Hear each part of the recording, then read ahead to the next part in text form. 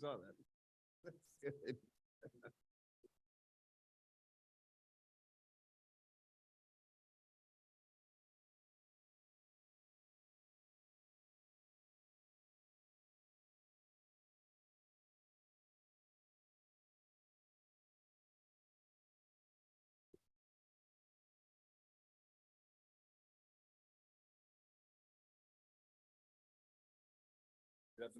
I know.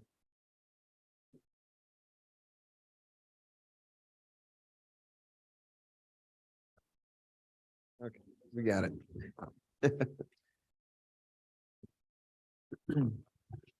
Right, so I see 7:01. Why don't we call to order for tonight's meeting? We are here for our regular commission meeting. Today is Tuesday, October 3rd, 2023. Madam Clerk, would you please call the roll for us? Mayor Groff. Vice Mayor Gonzalez. Commissioner Ansel, Here. Commissioner Oliveira, Here. Commissioner Kennedy. I thought I was Commissioner Mayor. Chopped Liver there for a second. Takes a minute. You have a quorum, Mr. Mayor. Madam Clerk, on to the Pledge of Allegiance, please.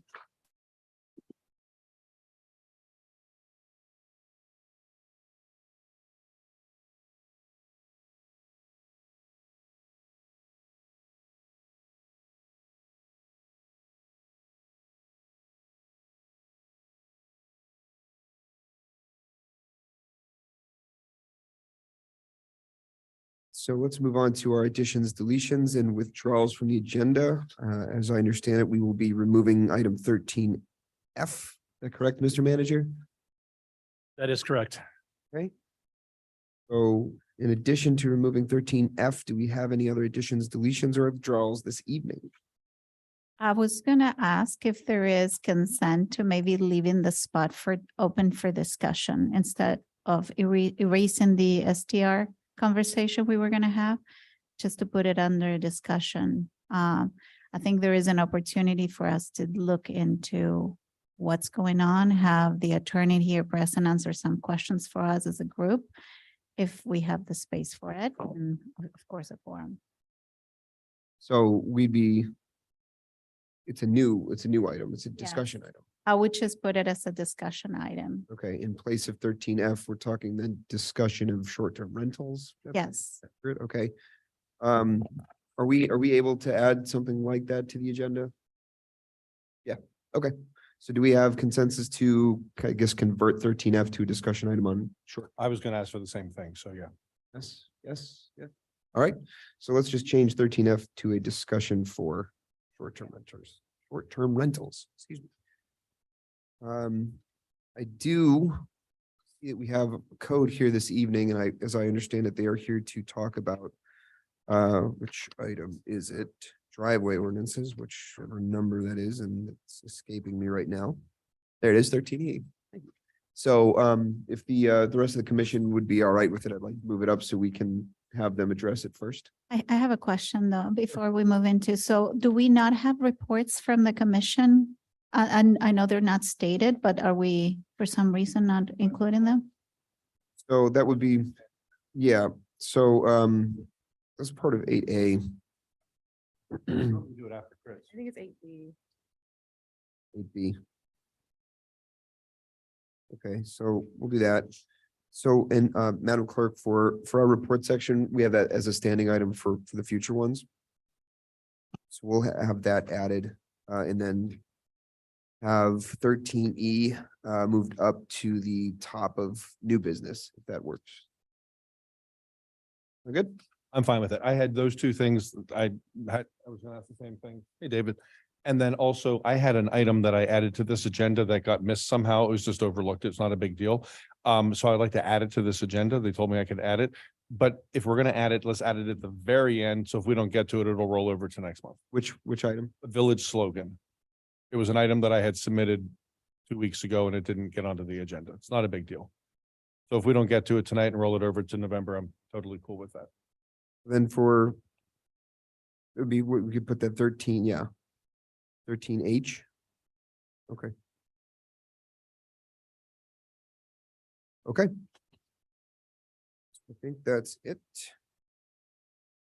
Now that that's added to the agenda, can that be emailed out to the commissioners during the meeting live? Because I wrote it up. No? No. Okay. I guess it just stays a discussion item for now, unless if you have a backup, if you want to roll it, whichever. We'll just keep it at the end of the meeting because I kind of bet it'll roll over anyway. It's okay. Okay. It's not the end of the world. It's not a Alright. timely, not a time sensitive thing. All right, so then, so we have this, okay, do we, is there a motion to approve the agenda as amended? Motion to approve the agenda as amended. Second? Okay, all in favor? Aye. So the agenda is amended as accepted, or as voted. So we have no presentations, so let's move on to item 6, our public comment. We will start with public comment here in the log cabin, and just as a reminder for everyone here and everyone on Zoom, everyone that public comment, please announce your name and address, and public comment is 3 minutes.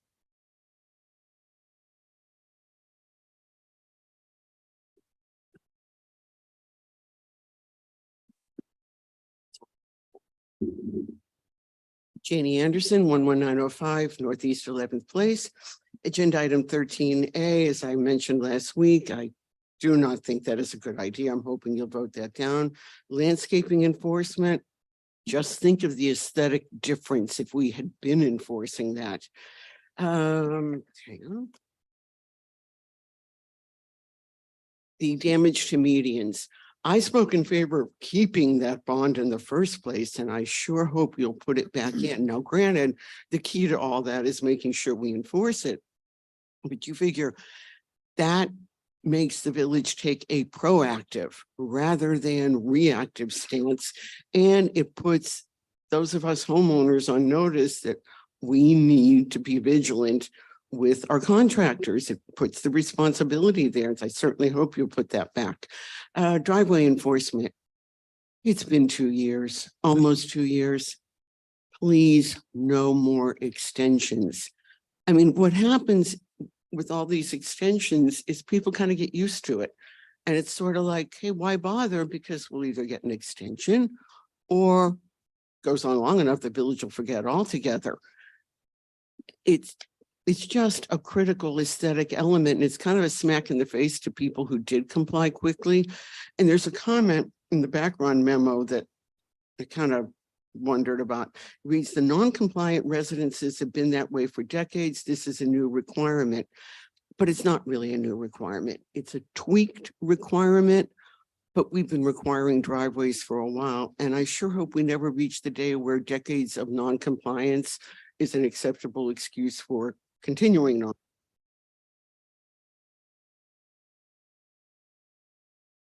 Your mic is off, I think the mic just Janie. shut off. I think your the mic just is shut off. off on you. No.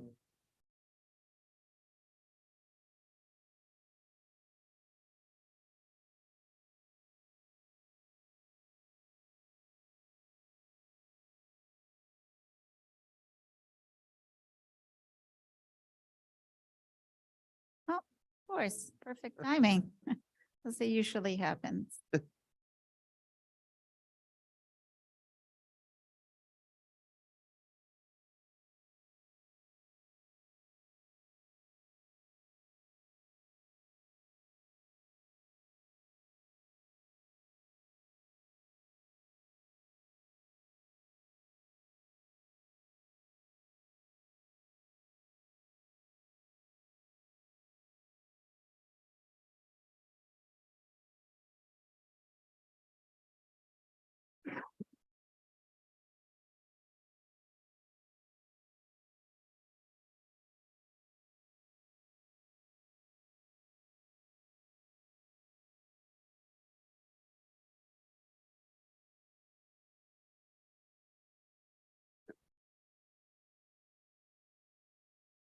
Okay, better.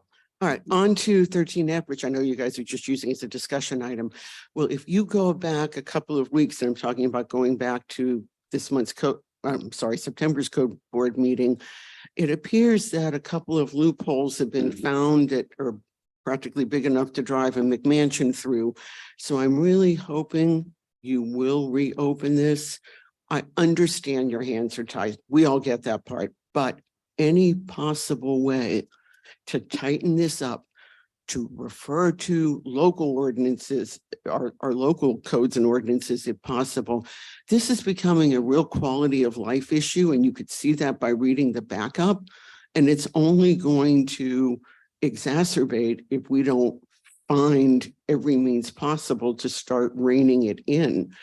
And Chief mentioned in one of the many backups to that item, the idea of a nuisance abatement board. Now, I know those can be a little bit narrow in scope, but actually that's been suggested here going back several years. It started because of some problems with two specific duplexes in the Northeast quadrant, and didn't matter how many times the police were there, code was there, it just wasn't working. It needed to go to a little higher level, and it sort of all got dropped.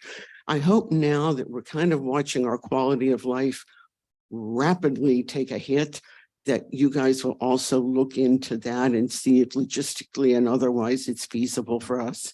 Thanks.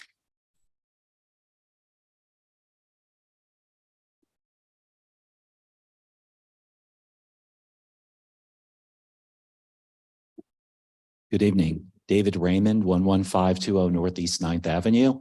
Thank you all for everything you've done through the budget season. I know it was lots of fun for you guys. I only tuned into part of that this year. So now I'm back for my regular annual pilgrimage to bug you for drains. Not new ones this time, because we got a lot of new ones and I appreciate that. But the ones that are in need to be maintained, not just the new ones, but the old ones. And every year when I come, I hear we have money in the budget, but we've only had them professionally cleaned a handful of times since I've been here. The ones on 9th Avenue between 115th and 116th near our house, of course, I see those the most. Those were the first of this new batch to go in. And the ones across the street from us continue to get full of debris from the trees that are there. I go and clean it out myself, but it's not my property, it's the neighbors. I raise that to say that those drains are getting full of gunk. There's a scientific explanation for it. That gunk will continue to go down and fill up those drains along with all the other new drains in this wonderful French drain system that we have and plug up all of the gravel. And the hundreds of thousands or maybe millions now that we've spent on new drains will not be of any use. And some of the ones we've replaced recently are ones that were replaced within the last decade that failed. So I ask you to please, if you can, get those cleaned. I know they say, oh, hurricane season or this or that, but they haven't been cleaned in forever. So please, if that can be looked at. Along those same lines, if you go up and down the streets, and Chris, welcome. I neglected to welcome you. Welcome, I should say officially for me, because I haven't seen you before. So welcome to the neighborhood and welcome to the village. It's a great place. The people here are very unique. I think every place thinks they are. And we love the village. We let people here walk their dogs and they're in the street all the time. And so we see a lot of stuff that we like to complain about. And so I urge you to walk the village if you can, street by street, take a day, the weather's nice, a lot nicer than Wisconsin, I imagine. And if you see, there's potholes, because we'll write it in, call it in, but there's so much that can be done with so little, I think. That even this street, as I was just walking up now, there's a whole bunch of potholes right in front of where the dog station is that somebody's going to trip on one day or whatever. But if Public Works could focus on some of that stuff. Today I was talking, and last thing I'll say, today I was talking to some of the Public Works guys who were mowing the lawn at a home, a private residence. And I was like, what are you doing mowing the lawn here? Well, the people apparently are not complying with keeping the grass cut. So the village does this themselves, which I was not aware of. I don't know if you all are aware that happens. When it does, I hope we collect the money from that, from the owners. But I think it's probably more important to fix the potholes that are right here and maintain the streets that we have before we go trying to charge private owners for cutting their grass that they're supposed to be cutting. Why don't we just fine them? I'm asking seriously. I wonder if there's an actual rate. I know when municipalities place liens on properties, they don't always collect on all of those liens. they work out deals and they do stuff. So I just wonder if we actually get paid back for that work. Serious question. And the other serious question I'll leave you with is, when will the drains be cleared? Thank you. Thank you.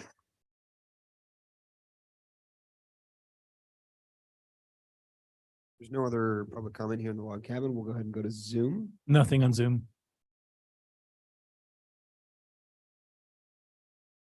Okay. Just making sure. All right, so do we have any any specific commission reply to any of the comments at this time? I don't have a reply to a resident, but I'm going to bring up one of the items during the reports. All right, so hearing no specific replies at this time, let's go ahead and move on to our reports, and we start with our manager. Mr. Manager, do you have a report for us this evening? I do. I'm not going to rehash what we already have in the report. You're free to read that. I apologize for the Granicus error that replaced the T's with question marks. Not sure what happened there, but so again, not going to rehash that. Some additional things to add. This week has been a phenomenal week so far at the Village Hall. We have promoted Luciano, our code officer, to code supervisor. And Raphael went from our admin clerk to our second code officer. So we are now staffing that office to be able to enforce what we have. They were already making plans today for dividing the village up into quadrants and handling enforcement. So we are making huge strides in the right direction. Other minor updates. We, the Bee House, I can't think of the address off the top of my head. Their attorney ran into some personal issues. We were asked, the code board was asked to, or was it building, I forget which, was asked to extend the deadline. That was denied. So we revert back to the order to move it into the courts to have it raised. The final thing I will add is on the driveways, and we'll touch on that. I was asked to create a report based on, or ask code rather, to create a report that talks about the enforcement actions that we've taken so far, number of compliant versus not compliant, and so on. And they'll address that shortly. Are there any questions I can answer on any of this? Could you just repeat the name of the second code employee that got the promotion? I'm sorry, I didn't catch it. Rafael Gutierrez. Is now, instead of what role is in what role? He was the admin clerk, so he spent time with building and with code, and now he's going to be full-time code enforcement. Do we have a gap in building in admin for that, or is that also covered? We technically do have a gap. However, the code supervisor is working with us to be able to use Raphael's services until we get that figured out. Congratulations. It is very well deserved. I have a couple of things. If you like. So I was going to ask the same question about Raphael moving over. So are you planning to fill that position? Because it's a shared position between two departments. So. Yep, we are planning to fill. Okay. 826 Northeast 121st Street. That's the Bee House. Okay. So can you explain the next steps now? So we've sent it to the county. What happens next? I'm going to ask our code folks to speak to that. From my understanding, it's completely out of our hands now, and now the county takes over from here. Let's have Doreen explain that. The code board had ruled to get the paperwork to the county. Somewhere in between, the property owner changed attorneys. A new attorney came before the board and asked for time because he was going to submit new permits, new plans for what they were going to do with the property. They haven't, we had a meeting with them. They came and met with the manager, the building official, myself. They brought a contractor, two attorneys were in the meeting, and they stated that they needed just about 30 days to present the plans. Well, 30 days expired on September 24th. Those plans are not in the office. I did report back to the building official and let him know. In fact, he was asking me about this today. They did not bring in the plans. From our understanding, the attorney got involved in some personal issues and he wasn't able to come back and get back with us with what the plans were for the future. The building official is going to go ahead and present that case to the county board for destruction, demolition. So then the next step is our building official goes to the county, presents the case, and they make a determination, and then the village takes over again and we handle the demolition. And That's correct. I have a question about that process. I may have misunderstood something, but I'm certain I understood this one thing. At a certain point, the building official, our building official, reported that that the cost of the repairs for the building for that building to be saved in any way was in excess of 50% of its value. In other words, that the property wasn't worth any of the expense that would be required to be put into it. So that was the reason why this all came to a halt. Is that still not the case? I was surprised to hear that they were allowed to bring plans back to keep it into some kind of a duplex or something, because it was our understanding from a year ago that the property would never be worth that money. And that's what, you're right, and that's why it was declared an unsafe structure. However, when the new attorney came in, he proposed that they would do it differently. They would bring up the building differently. Instead of bringing it in as a fourplex, they would do a duplex. So the plans would, the plan of the building would definitely change.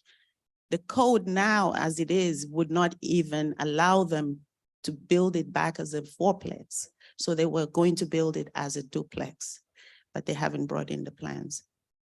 So now it's back to the county. Okay, beautiful. Thank you.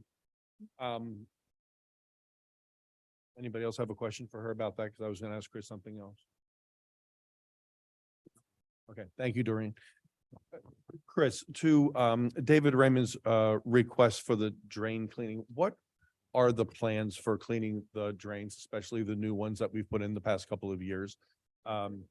And is that an in-house job? Is that something that your public works team can do? Or do you have to hire that out? Do they bring in vac trucks to do that?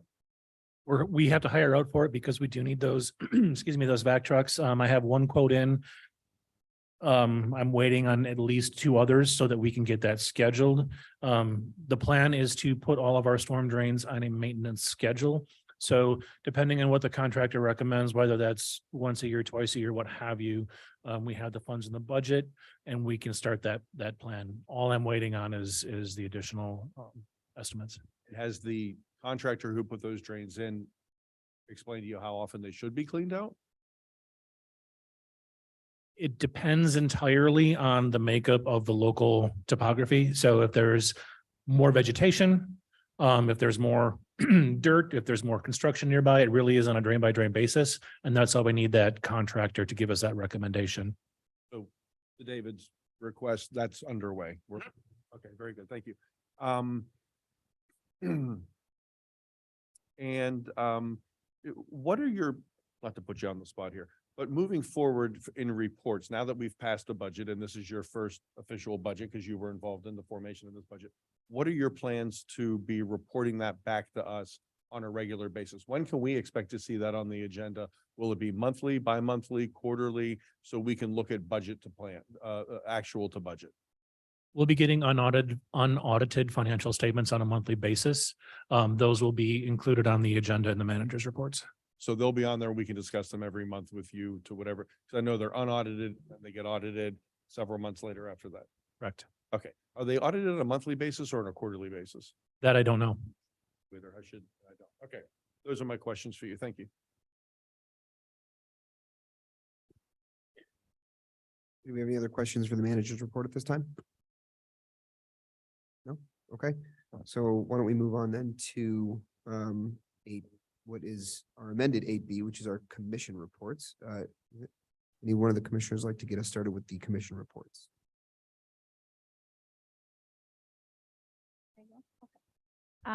Couple of things. Congrats, Luciano. And congrats to Rafael as well. I'm excited to hear some people reported, Chris, that the 6th Avenue lights work. So that issue is solved. We spoke about this morning. So thank you. That was a big one. At the request of some parents, I've been working on providing a package with information related to our rental spaces for Matter Biscayne. high school and middle school. So thank you to Isa and Chris for helping me put in this idea together and the information, or directed me where to find it. Then I have a few items I wanted to include in the next agenda. We never get to next agenda items because we adjourned very quickly. So do you want me to address them now, or should we leave the space for that? It'd be great if we could do that at the end of the meeting, because I find myself in the same position of not getting things slotted on. So then, when we get to the end of the meeting, when we see we're approaching a few minutes remaining, we can just, yes, Thank you. we can all agree with the five of Carve us that that we out. can move on to Okay. that item to make sure we replace those items. I wasn't sure about the process of proclamation and how it works and who decides what moves forward. So I'm learning myself, and I addressed that with Chris earlier. So for today, I don't have a proposal on proclamation, but I wanted to highlight that this is Breast Cancer Awareness Month, and wanted to take an opportunity to invite everybody here and everybody might listen in and help. Hopefully you guys help me promote. Miami Country Deck has Walk with Purpose, which is happening on October 14th, starting at 8 a.m. They go for a walk for a little bit less than a mile, almost a mile around the Miami Shores area. The funds to enroll, that they gather with the enrollment, go to different organizations. Some of them are, I think they've actually accumulated about $1 million so far, into University of Miami WCA, the Sylvester Comprehensive Cancer Center, Holtz Children's Hospital, and Joe DiMaggio Hospital.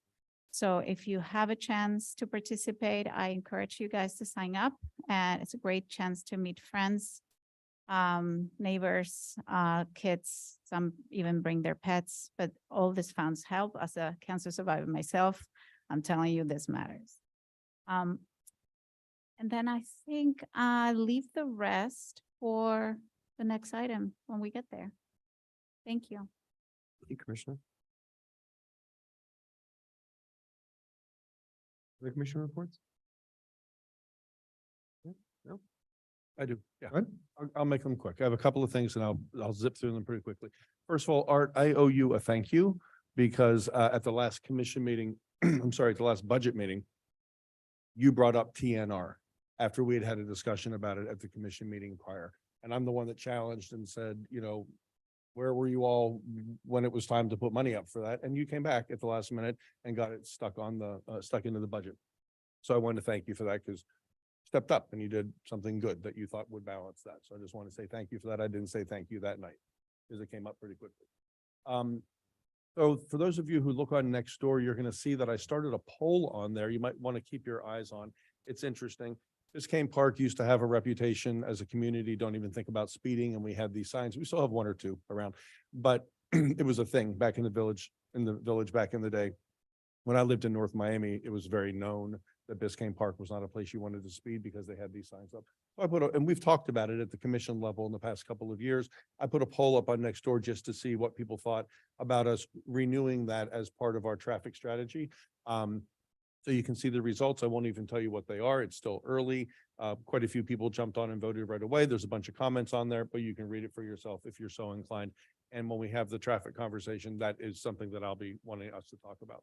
But I just wanted to bring that to your attention. The other thing I want to bring to your attention, if you're not aware, and this I learned about on Nextdoor as well, is that there is a proposed residential unit going up on 125th Street that fills up the block between 11th Place and 11th Court. So it is literally steps outside of Biscayne Park. Add it to the list of all the development that's happening all around us that is increasing density at an alarming rate around Biscayne Park. And this is something we're going to want to keep an eye on. We can't really do much about it to make it not happen, but it's a traffic concern. So just some stats I got from North Miami's having a hearing about it right now. While we're sitting here, I would be there. It's 195 residential units in a 12-story building. So it'll be the tallest project up here. Their traffic study performed by the same traffic firm that we were planning to use, says there will be 88 additional peak morning rush hour cars coming out of that building and steps outside of Biscayne Park. And in the afternoon rush hour, there'll be 86. So it's a lot of cars coming and going from a 12-story, 195 residential unit building right outside of Biscayne Park. It is interesting that their report says that the traffic that they create will not be detrimental to public health, safety, or the general welfare of the surrounding communities. I love these studies, what they say. Something I have been meaning to do, and I'm going to get to it one of these days, and maybe Chris, I might talk to you about this.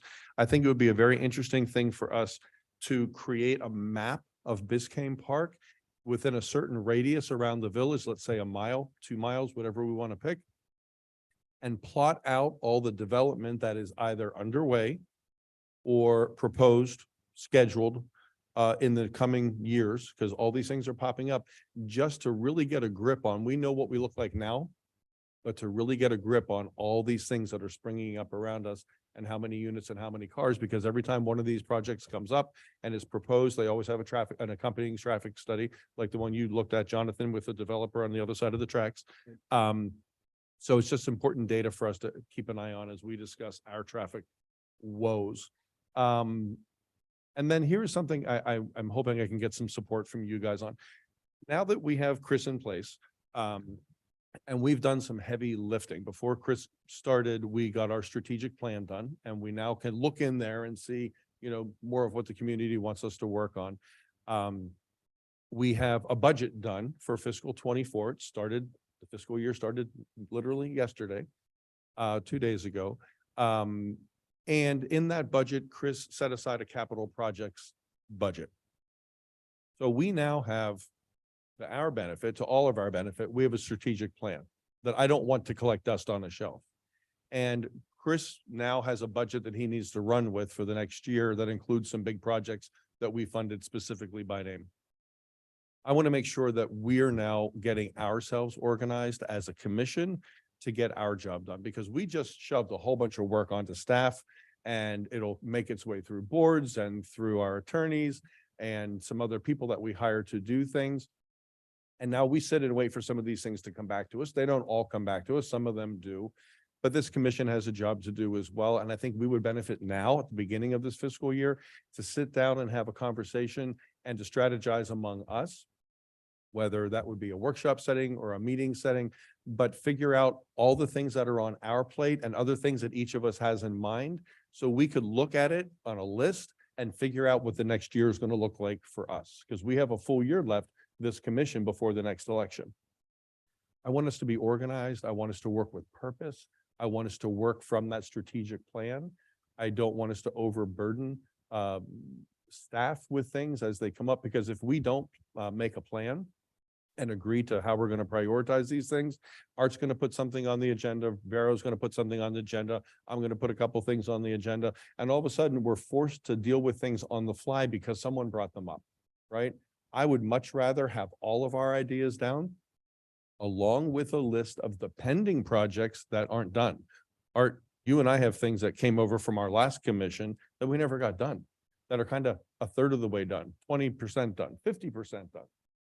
And you guys, we haven't talked about them at all. So we're going on a year now as this commission. I think we need to sit down and organize ourselves. And if we do that, we will work in a more organized way with more purpose, and we'll get more stuff done, and we can dovetail it in a nice, comfortable way to staff, so we're not overburdening them. So I have a list that I've kept of all the things that are underway. And I'm going to guess each of us has 3, 4, 5 other things in our heads now that weren't budget related things, but are more legislative related things. And I think we would benefit from sitting down, getting them on a list, hashing them out, deciding what we think we can get done this year, toss out the ones that we're not going to get to this year and put them on next year's list of ideas, and get to work and try to map it out how we're going to do this, so we can get stuff done in a more peaceful, easygoing, productive way. It's just how I choose to operate. I do much better when I have a list that I prioritize, whether I'm working with my staff or things for myself. So does anyone want to respond to that? I have a point actually to be added to an agenda, so I leave it until the end, but it's very much related to that. Okay, organizational kind of stuff for us. The Okay. next step on strategic. Okay, yes, and that would absolutely be part of it, Vero, and then some other things as well, because we have, like I said, unfinished business that we need to address, and some of that unfinished business, this commission might say, you know what, the last commission who started that project thought it was something important, and we don't anymore. So we need to determine that as well. We can't leave things sort of half finished. Anybody else have anything to say? I like the idea, and I'd like to do it the sooner the better. Yes. I don't want to drag this out to 3 months down the road. I think if we can knock it out this month, whether it's a, special meeting or whatever we do, so that we can, get focused on Yep. what we want to accomplish this year. Yep. And not wait, because things just go so slow here. Exactly, and things that seem like we can knock that out. It has to go through a board, it has to come back. Well, the sooner the better. So I'm fine with that. And if we can do it this month, that'd be great. Does it require, Chris, Brad, does it require a meeting? We can workshop that, right? Because we're not voting on anything.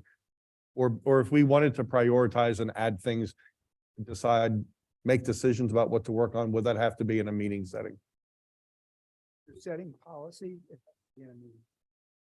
sounds like what you're doing is setting policy. So we'd have to have a special meeting or either a special meeting or included on a meeting agenda. Is it policy or are we just prioritizing things that we've already discussed?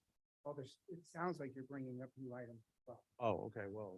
I misunderstood it. I'm sorry. No, yeah, we are. We would be likely. Yeah. Well, but if we're bringing up new items, Mac, are those items budgeted items? Because now if you're bringing in new items, where's that money going? Everything isn't budgeted. Some of them are legislative items. Oh, okay. Yeah. Okay, I see what you're saying. Okay, I thought you were talking about capital improvement. No, well, one of the things that I would want to put on that list is, and I put it on tonight's agenda, is when we start next year's budget project process, which I'm going to start in April. So we can have that conversation initially, so we get that big conversation done before we sit and get lost in the nitty gritty of spreadsheets. Because Chris he took a big step forward for us by creating that budget. And I'd like to have that conversation for the following fiscal year about halfway through. At any rate, I don't want to jump ahead of myself because I'm bringing that up here shortly. Okay. So you're in agreement, Art, Yeah, I'm fine with that. Jonathan? Yeah, I agree. I like the idea of just organizing ourselves and kind of having a better idea of prioritization and what we talked about a lot of these things at some of the budget workshops, at some of the bigger projects that are now just kind of funnel into capital projects. We've got to figure out where do those lie. Yeah. So And we each get to bring our list of things that we think we want to work on and work through them. So do we want to set a special meeting date now to get that on a calendar so we can start organizing ourselves individually? sounds like it's got to be a special meeting. It can't be a workshop setting from what our attorney has said. So So if I may, We're actually gonna set these new items. Okay. You're gonna come up, you're just gonna workshop projects and leave it to the discretion of the manager or as a priority. Well, I think we may want to decide something. So, I mean, workshop meeting, It what's doesn't the- make- we have to get a date on the calendar. So if it what's the doesn't make difference? much, if it makes no difference, we're going to be discussing the items. We might as well set it as a special, Exactly. Taking consensus votes. Sounds like, maybe at the This very end. when we stays, this decide, goes. Yes. Does this all look good to everyone? I Yes. get it, but at some point. you take- Right, right, A meeting workshop, it doesn't matter. We're going to pick a date and do it. right, exactly. Vera wanted to say something. so yeah, so my agenda item was gonna be related to that. I was gonna propose, and then we're doing it now. I don't know where we're doing this during the reports. That was my first question, but I thought the whole point was to address it later. So, but I'll bring it up because it's related. Do you want to just wait for this conversation until we get to your item and then I we mean, can? we're voting now and whether we move forward with the strategic plan in a certain matter and, that, again, that's an item I wanted to bring into the agenda. And so there is a space for it to be done at the bottom.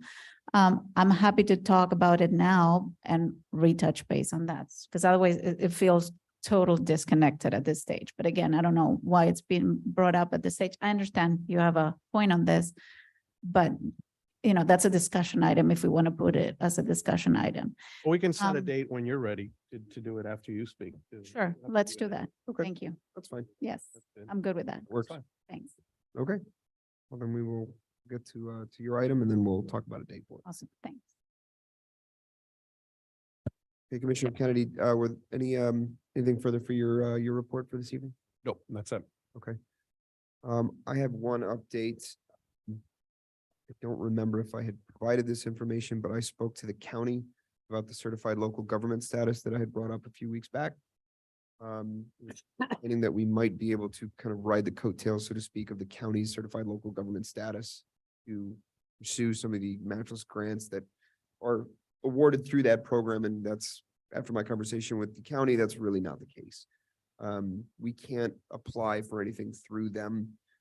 They act as kind of the historical resources department for any municipality within the county that doesn't have their own certified local government status. And they don't apply for anything, on behalf of any specific municipality. So if we were to say we want this $30,000 matchless grant for a planning initiative and we can get it through the historical, group, they wouldn't do that for us. They kind of aim larger for benefits for more than one municipality. So their recommendation was that if we wanted to be able to do that, we would have to establish our own board, our own ordinance, and qualify for the certified local government status on our own. So I understand that the board composition for that, because remember, there are two components to certified local government. We have to have a historical board and we have to have an ordinance. The historical board, there are county requirements. The county, in order, the people on your board have to be made up of certain individuals. There are requirements in meet. And from what I understand, this usually requires you to hire people that meet these requirements to sit on these boards quarterly. Like professional credential. Correct, yes. And I understand, based on my conversation, that that's expensive.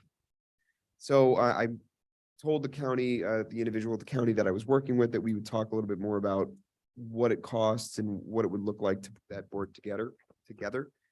But at this time, that's what I understand, that we would be better off doing it on our own. I just don't know what that cost would look like, so we'll find out. But that's really the only update that I have. Do you have a question about that? 'Cause I'm just a little confused. Yeah. I thought the first thing you said was because we are our own city, they can't help us. No, so they don't help, they don't apply for grants on behalf of any one municipality individually. They apply for grants that would benefit multiple municipalities. They have like kind of a larger, broader range when they apply for grants to help municipalities without their own historical department, so to speak.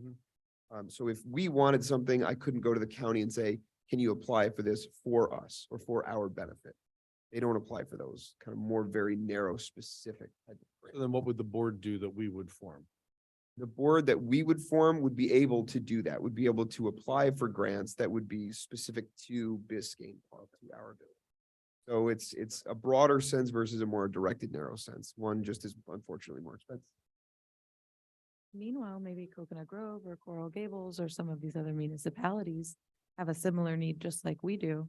So if we were grouping together in that way, I don't know that you can form multi-jurisdictional boards, but something that I can discuss with the county. So a little bit more research is needed at this point. Okay, so if we don't have any further commissioner reports, why don't we move on to our consent agenda, 9A. Do I have a motion in a second to approve the consent agenda? Make a motion to approve consent agenda. Okay, Vice Mayor, second. I'll second. Okay, Commissioner Amsler, all in favor? I, Aye. Okay, consent agenda passes. So we have no items under 10 and 11 ordinances and resolutions. So let's move on to 12, which is our discussion of old business. And our first item on old business is commission meeting format. Commissioner Amsler, would you like to introduce the item for us? Sure, I'll be brief. That's the whole point of the position of this item. So hopefully you all have had the chance to read the backup. The idea of this is that we can be more efficient with our meetings. We've had several instances where our meetings exceeded 4 hours, which is our standard. And many of those, which happen many times, that we continue to move items over and over, such as this one that I'm speaking on today. That is unfortunate, although I am very, very grateful, and I'll say this again, for being part of this commission. I am very proud of the movement that we're generating, how we're pushing things forward. I'm very thankful for each one of you.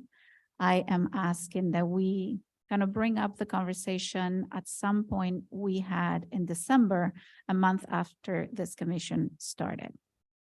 At that point, we said, we'll wait 6 months. Let's see how we all feel and interact with each other. And things haven't gone better in terms of time. Again, it's not about what we've accomplished in those 4 hours because it's a lot.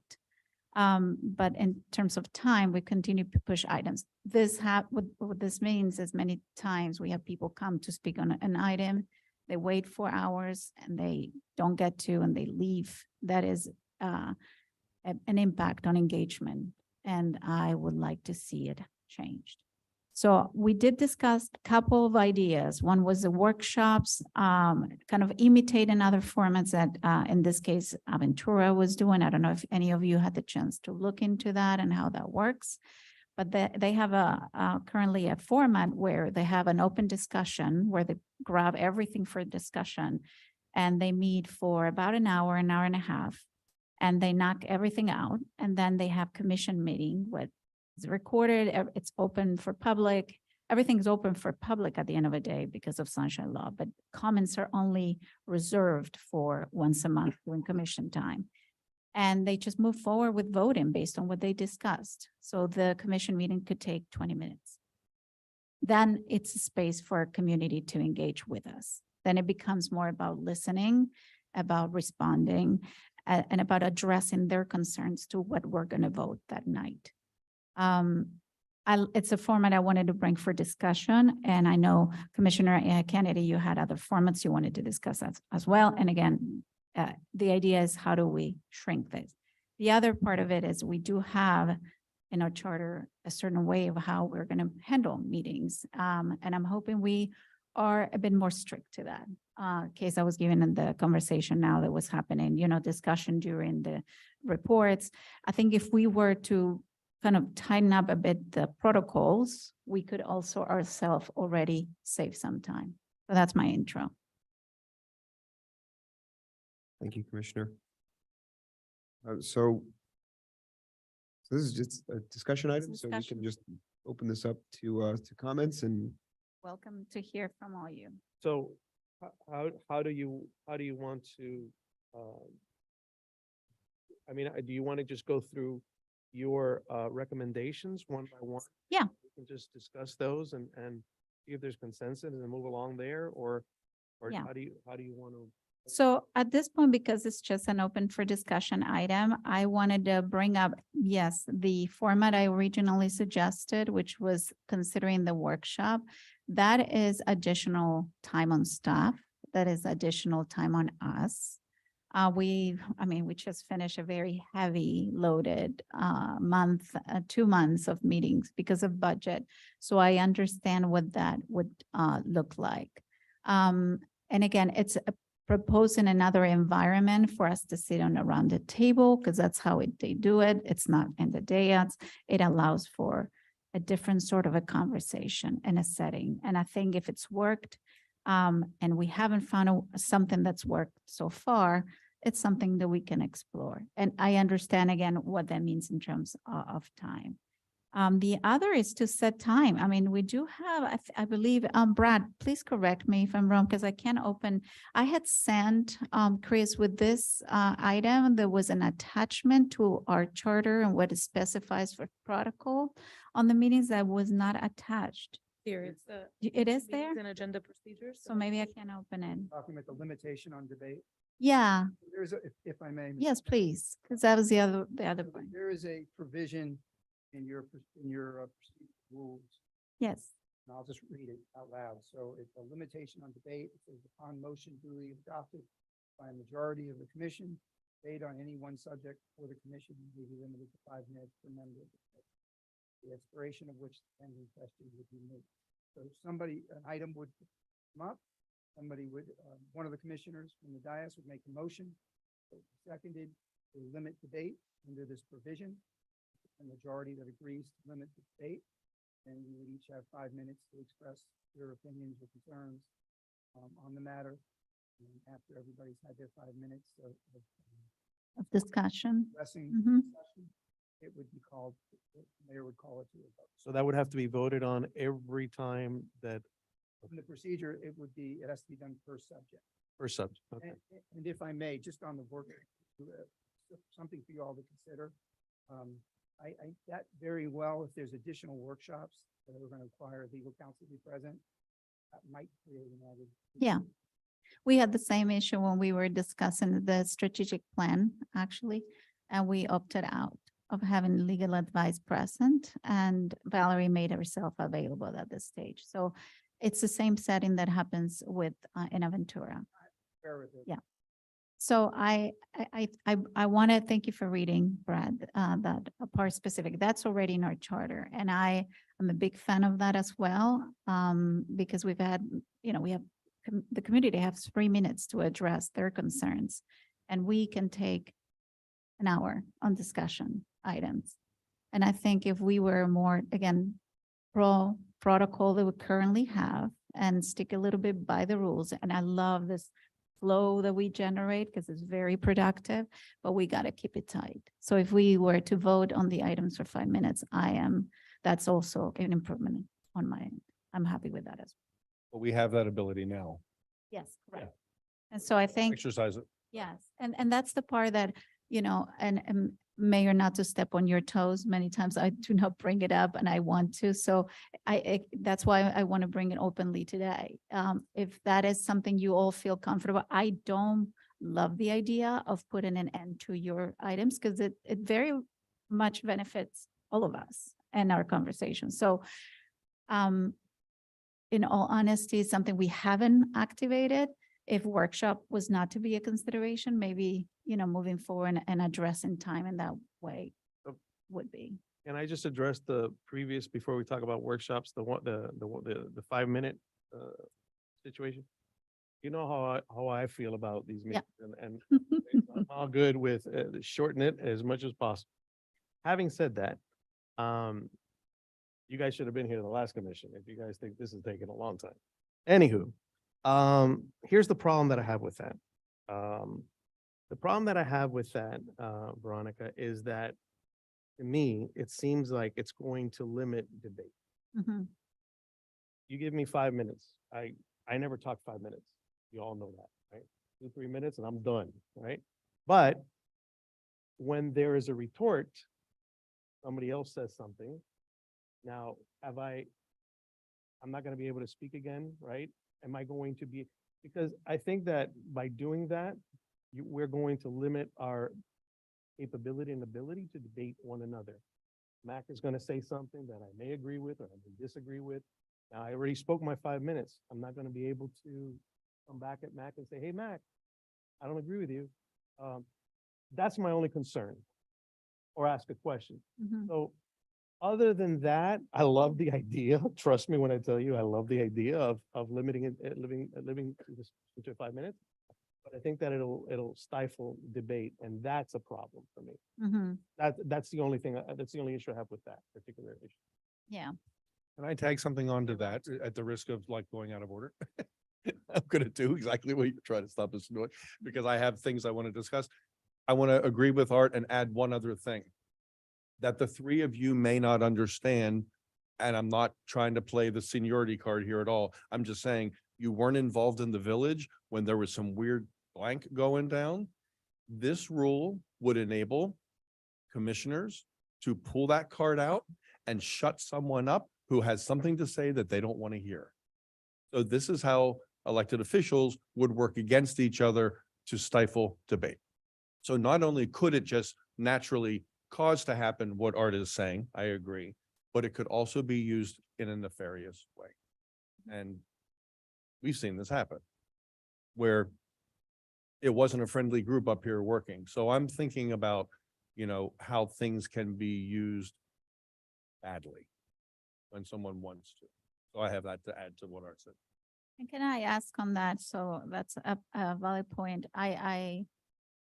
So we all have the opportunity to bring forward, and this is to Commissioner Kennedy, your added text to this point. We all have your added support, to this item. We all have the opportunity to bring forward any support. We all have the opportunity to bring any data, thought, comment, feeling, backup, however you want to call it. We'll put that in writing, or we have the opportunity. No, we all do it. We all have the opportunity. So by the time we arrived to this commission, I don't know if you guys have seen how it happens with the county, because that's what I did. I went around and looked and said, are we the only crazy ones here for 4 hours and a half with 20 people? How does the county do it when they have 150? And they go like this. The reality is the backup information, the knowledge on the item, the research on the item, the residents' conversation, I mean, that kind of brings you to a position of a vote. And that's, I think, an ideal situation for all of us to shrink the time. But also, I agree, I don't want to lock us in that, but if we don't, we can have an hour back and forth, back and forth, back and forth. It happened with the cat situation. Mac and I totally disagree on this item. It turns personal, even if you don't want to, because you touch the top layer of the discussion. And if after that, you go deeper into the discussion. And after that, you go deeper in the discussion. And all it creates is a back and forth that goes in circles and takes us nowhere productive. Doesn't No. always take, I won't disagree with what you're saying, the sentiment of what you're saying, but it doesn't always take you nowhere. Sometimes it takes you places. And that's a thing, but for an hour, we have to limit it somehow. We owe it to the people that came to speak about this. Again, I'm with- Yeah. I think we're all agreeing. I'm with the government. Having said that, and I hate to put you on the spot, that's your job. Exactly. Your job is to control the meeting.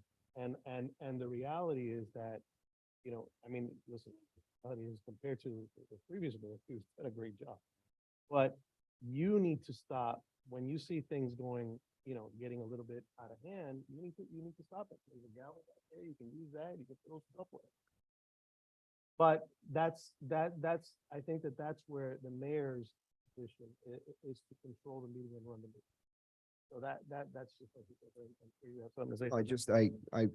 I won't use a gavel. Sorry. It's just not, I won't do it. I don't think you need to. No. There's only been one time where I think I've had to step in, and I think it had to do with the cats thing. I said, can we just please stop for a second and just relax? I do agree with you, Vice Mayor. There have been some folks that have recommended saying, well, you should just have everything flow through you. And I know a lot of people do it that way, but it's very authoritarian, and it's not my style. I appreciate what you're saying, and I can be far more aware of it and cognizant of it and do a better job. Because you're right, there's just gotta be a point, without cutting people off, because I don't want to cut people off. I don't want to stop people from asking the questions when they need to be asked. So I do agree with you. One of the things that I've heard a lot, and I had this idea when the item came up. It was suggested in Commissioner Kenny, your backup. Janie took the words out of my mouth, was that these items, when we put these items on, I think there needs to be more. And what I want to see, what I would like to see is I'd like us to have a form that we circulate and that we use. And these forms have items, they have sections, we say synopsis, backup. But what I want to really see, and I think would really put these things forward faster is, Commissioner Kenny, you did it in yours, is I want a section for recommendations. Section that says, here's how we move forward. And I think it expedites the discussion process a lot, because we can latch on to one of these where, when I put something on and I speak to our mayor, or our attorney about it, and you can say these things have been brought to my attention as potential resolutions. I think that will help. I know it's not the answer you're looking for. And I share your. So, and it's not happening. So that's my feedback. We already have a background, and we have the opportunity to bring background and a recommendation. And even if you did, in items that has been brought up, such as the cat situation, I'll just bring it up as an example, we still go an hour.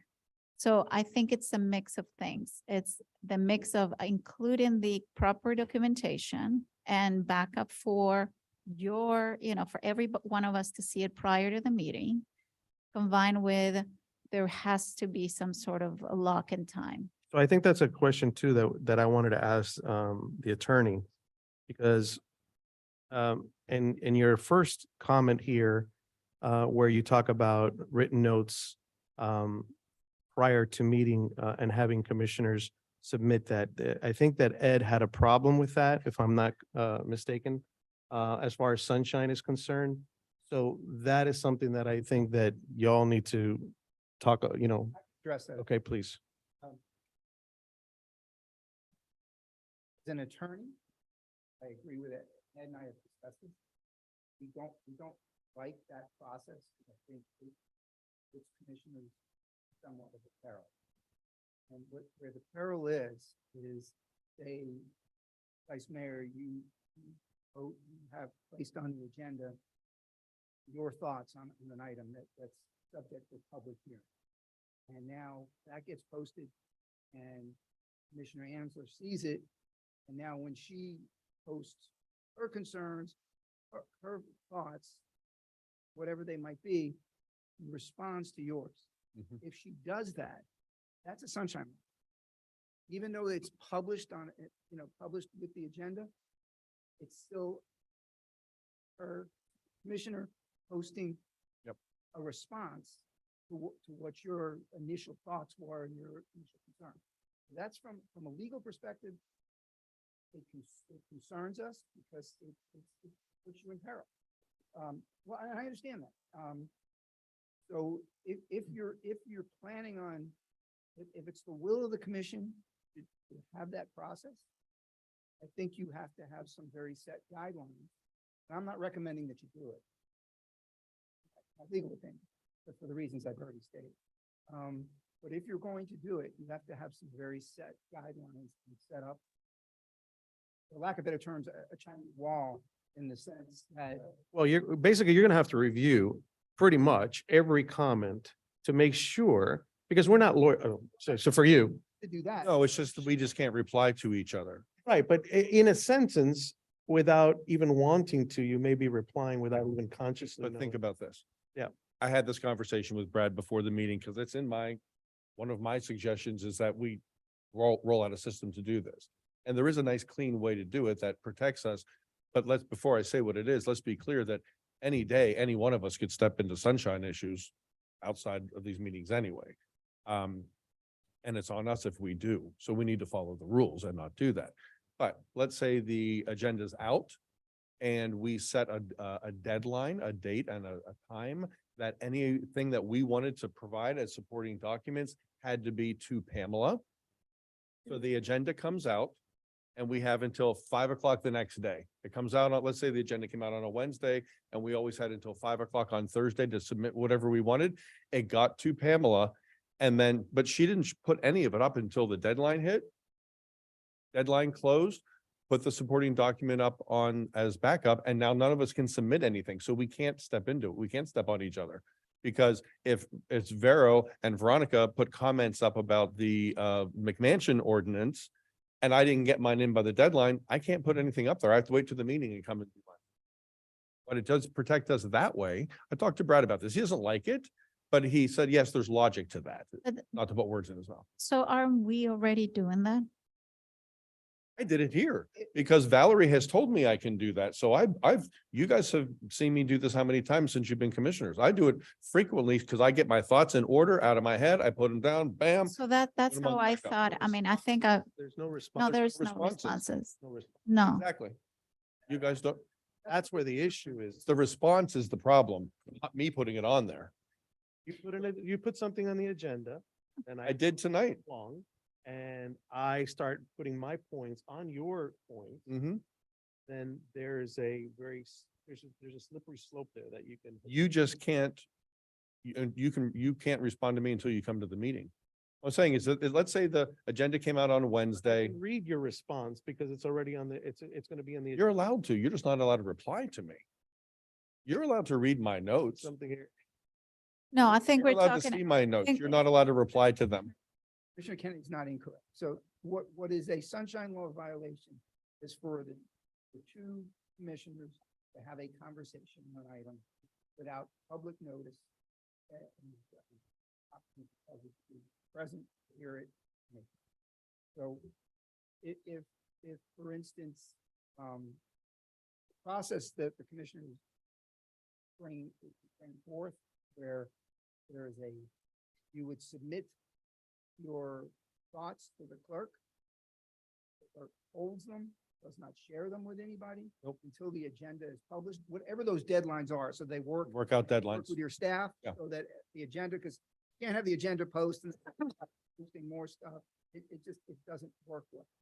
But That's how you step in it. but if you create that wall that I was talking about, where you don't see one commissioner's comments before you post before your comments are submitted, you're not having that sunshine law violation. Again, as your counsel, I don't like it because I think there's always a potential of it slipping up, but can you legally do that? The answer is yes. So the point is that we have the agenda would come out. Let's just, for argument's sake, say the agenda's out by 5 o'clock Wednesday. And the rule is that we determine for ourselves that by 5 o'clock Thursday, if you want to provide a supporting document, you're not required to. But if you want to, for any or all of the items, you have until a deadline, and then she keeps them all and puts them up. After that point, you couldn't submit anything anyway, so you couldn't respond to me until you came to the meeting. But I did it tonight. So Vero put this item on the agenda and it was weeks, I don't know, 2 months ago, whenever it was. And you'll see that I wrote this up on August 8th and sent it and said, please add this as backup. These are my notes. And here's what that accomplishes. First of all, it helps us get our thoughts organized, and you're not required to do it. But then when Jonathan's running this item during the meeting, because he runs the meetings, he's able to see if there's consensus on some things starting. Okay, so based on some things that you guys sent in, there's already consensus on some of these things. We can kind of walk through some of this really fast. Let's get to the parts that people still need to debate. It helps to run a more organized meeting. Brad's absolutely right that, is there an opportunity for us to step in it? Yep. There's an opportunity for us to step in this every day of our lives, and we just can't do that. So you have that responsibility regardless. But I did it here, and none of you sent anything in and stepped in it. It would be you doing it, not me. Me putting it on there is not the problem. You responding to it would be the problem. You wouldn't be able to because she wouldn't accept anything after the deadline. So in this case, your response came after my item? Yeah, it was on the agenda. Yes. I wrote up my thoughts. I sent it to Shantae. She was Shantae then, and she put it on as backup. So are we saying, so just so that I understand, Brad, would that mean that I don't see this response? Because the item is mine. So I wouldn't see anybody's response. So let me give you this scenario. Maybe this helps explain it. Let's say you would put the item on the agenda. Yeah, which I did in this case. Let's say part of the backup to the item, you would put your concerns, your desires, Which they are. and Commissioner Kennedy saw the agenda and saw your backup. Yes, If he were to respond, which he did. he would have responded after he had seen your conversations, your thoughts on the item, then that's a sunshine law. But then isn't this is exactly what happened? Sequence of events. No, that's what I'm saying.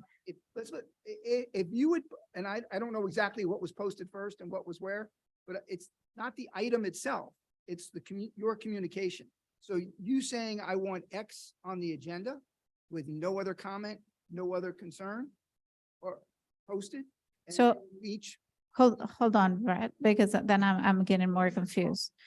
Yeah. But that's what we're talking about.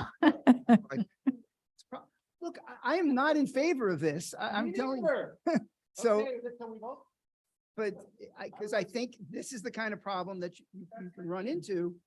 But what Commissioner Kennedy is saying, and it's not foolproof in any way, shape, or form, is if your comments, so in other words, just take your scenario, you reach out to the manager and you say, I want an item with regards to commission procedures on the agenda, nothing more. I want it on the agenda. He places it on the agenda and schedules it. Now, you have a deadline of whatever date that is, where each commissioner can individually provide the clerk with their thoughts on that item. And they're held by the clerk. They're not shared with the public immediately. They're not shared with any other commissioner. You don't see them. You don't know what the other your fellow commissioner comments are. And you post and yours are submitted. Then once that deadline ends and it's a drop dead deadline, no further comments, then that would get posted with the agenda. And that technically is not a sunshine law violation. Correct. But if one commissioner has filed a response or submitted a response based on Commissioner A's thoughts, I think that's a sunshine law. Well, that's what I'm saying. Have to look at it a little more carefully, but if circumstances you gave me, yes. So basically, he needs to check on the events when it happened, but this will be in effect a sunshine violation. Responded to my comment. So Brad, everything you said, I think we're all on board. We have an item, we put support for it. And because the item is mine and I have not discussed it with anybody, nobody else will have any supporting comments about. Do you follow? Okay, so if I'm talking about the commission formats and I discuss this with Chris only, how could anybody else come with comments? Please do, Pamela, you have something to say. Mike, Madam Clerk. It happens because you guys keep rolling over items. And I can bet you that what happened was Yes, this item rolled over. Then Commissioner Kennedy came at a later date and said, place this in response to my 2 item weeks later, but it's. that we haven't discussed yet. It's only 7 days.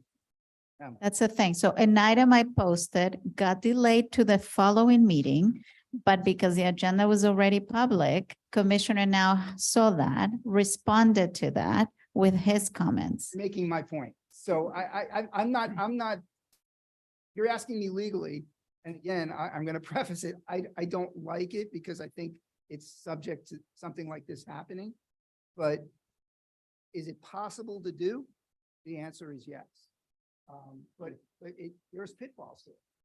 Like, I don't know how comfortable I am with this when our attorney is telling us that this is just not good. Oh, and I think It's it's, tricky. yeah. It just, it makes me nervous because I'm looking at it from his scope a little bit too. So I understand where he's right. And I don't want us to do those things. I would like, so this just by way of example, now, Commissioner, the workshop idea, I remember that discussion or having that discussion with Aventura commissioners as well. I think from a resource standpoint, I think it's probably not likely that we're going to be able to do that. I like the idea.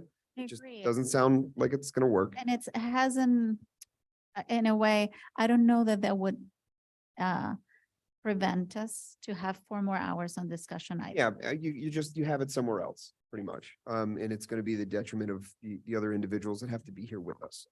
I Wait, would would like just to be propose- us. Make a motion to limit you the discussion to Yeah, 5 so- minutes. I second. You missed your opportunity before I'll we second started that. with this item. Sorry, you missed it. A Right second, before I was going to propose something on this item. please. So what I'd like to propose we do is instituting, I don't know if this has to be added as a rule to these procedures, if it's already even in there, Brad, you can certainly tell us. But using, by way of example, the form that Commissioner Kennedy has here for this item, that we use the space for the background and specifically recommendations that we have these items on here that we are required to use this and required to provide backup. Otherwise, it does not make the agenda. This That's- isn't my that's out form. of- This that is the is- village form. Yeah, This yeah. isn't my form. Okay, so just wanted to, I didn't know the. I It just- exists. of this. I just flesh it out. Already. So, no, but if it's not on there, It would be mandatory. So we're saying we would vote to make it mandatory that from now on, every item will have a backup with a recommendation portion of it. is what I'd like to see when I can look at a recommendation, say, I like that, I don't like that, I like that. I can Okay. come in and say, I agree with these. Vote. Absolutely. So I think that needs to be, That's number one Yes. to address it. Can I say one thing about that real quickly? And that is, this is a village form. I use it. I asked I just flesh it out I asked the nice and staff. thoroughly. Yeah. I'm, One thing is, The form says recommendation first and then background, and I invert it the other way because it's just odd to have a recommendation. When someone's reading this, it's odd to have a recommendation when you don't know what the background is. There's a problem I want to fix, and here's my recommendation. Yeah, So that, I just do that myself. Pamela flips it, or she didn't on this one because she wasn't here, but she flips them back the way it's supposed to be, but I write it as background recommendation. So, Mr. Mayor, Yeah, it please. sounds like the process that you're describing Mhm. is exactly what that you weren't comfortable doing. No, I'm sorry. What I said I wasn't comfortable doing was having all of us send all of our ideas and comments to the clerk to publish, that deadline idea where we get the agenda. The day later, we have to send all our comments and then it gets published before the meeting. The one that sounded like it was close to infringing on potential sunshine, and that I'm not comfortable with because what you've said is you're not comfortable with it. You're not comfortable with it. I'm not comfortable with it. can I clear out on that item then? Please, Chris, correct me. What are the dates in which we have to give you prior to every commission meeting our items? I'm so glad you asked that question. Thank you. According to resolution 2021-07, all agenda items are required to be to the village manager 10 business days prior to the meeting. At that point, they go to legal or planning or whoever for review. 5 days prior to the meeting is when I send the agenda, or when the clerk rather sends the agenda out. Perfect. So the reason is that process already exists, is in our chart. Yeah. So now the question is, that's clear. That will come mandatory from now on with a backup support that has a background and a recommendation. Great. I've already had that. I knew that from the day we started. I just called Mario and asked for a template for it. So that hasn't helped us in terms of time. So number two, what I would like to see a solution to, we all agree tonight, is that we put some sort of a frame into our discussions that have to be timed. So if we move half an hour into a discussion item and we have not arrived at a resolution, then we'll vote for 5 more extra minutes and close it. That's what I would like to propose. You're saying, so I understand correctly, not a cap on any one individual. Correct. But we have a half an hour on discussions back and forth. A lot of people, like, for example, Commissioner Gonzalez just said, he has 2 minutes, he'll make his point and he'll move to next. I tend to speak sometimes and I wish I don't. Sometimes I'm like, I just can't do it shorter. I'm learning. Commissioner Kennedy likes to discuss further. So I think at the end, the point is we can dedicate a half an hour maximum for discussion items. And then at that time, if we have not moved to a conclusion, then allow for 5 minutes for everybody to refrain, and that's it. And we vote. I have to respond to that. So I have the same issue with that respectfully as I do with the 5-minute time limit. It's an artificial limit that you're putting on a conversation. And quite frankly, Vero, I don't think we'll ever do it. And if we say we're going to do it, Jonathan, you're going to have to make it happen every time, not sometimes, every time. Okay. I don't want to interrupt your stream of conscience. I apologize, but one of the items that I was going to propose here as well is I've already talked to the manager about it. I'd like us to get a timer up here on our screen. Not to try and lock down on public comment, but I admit that I sometimes let them go longer.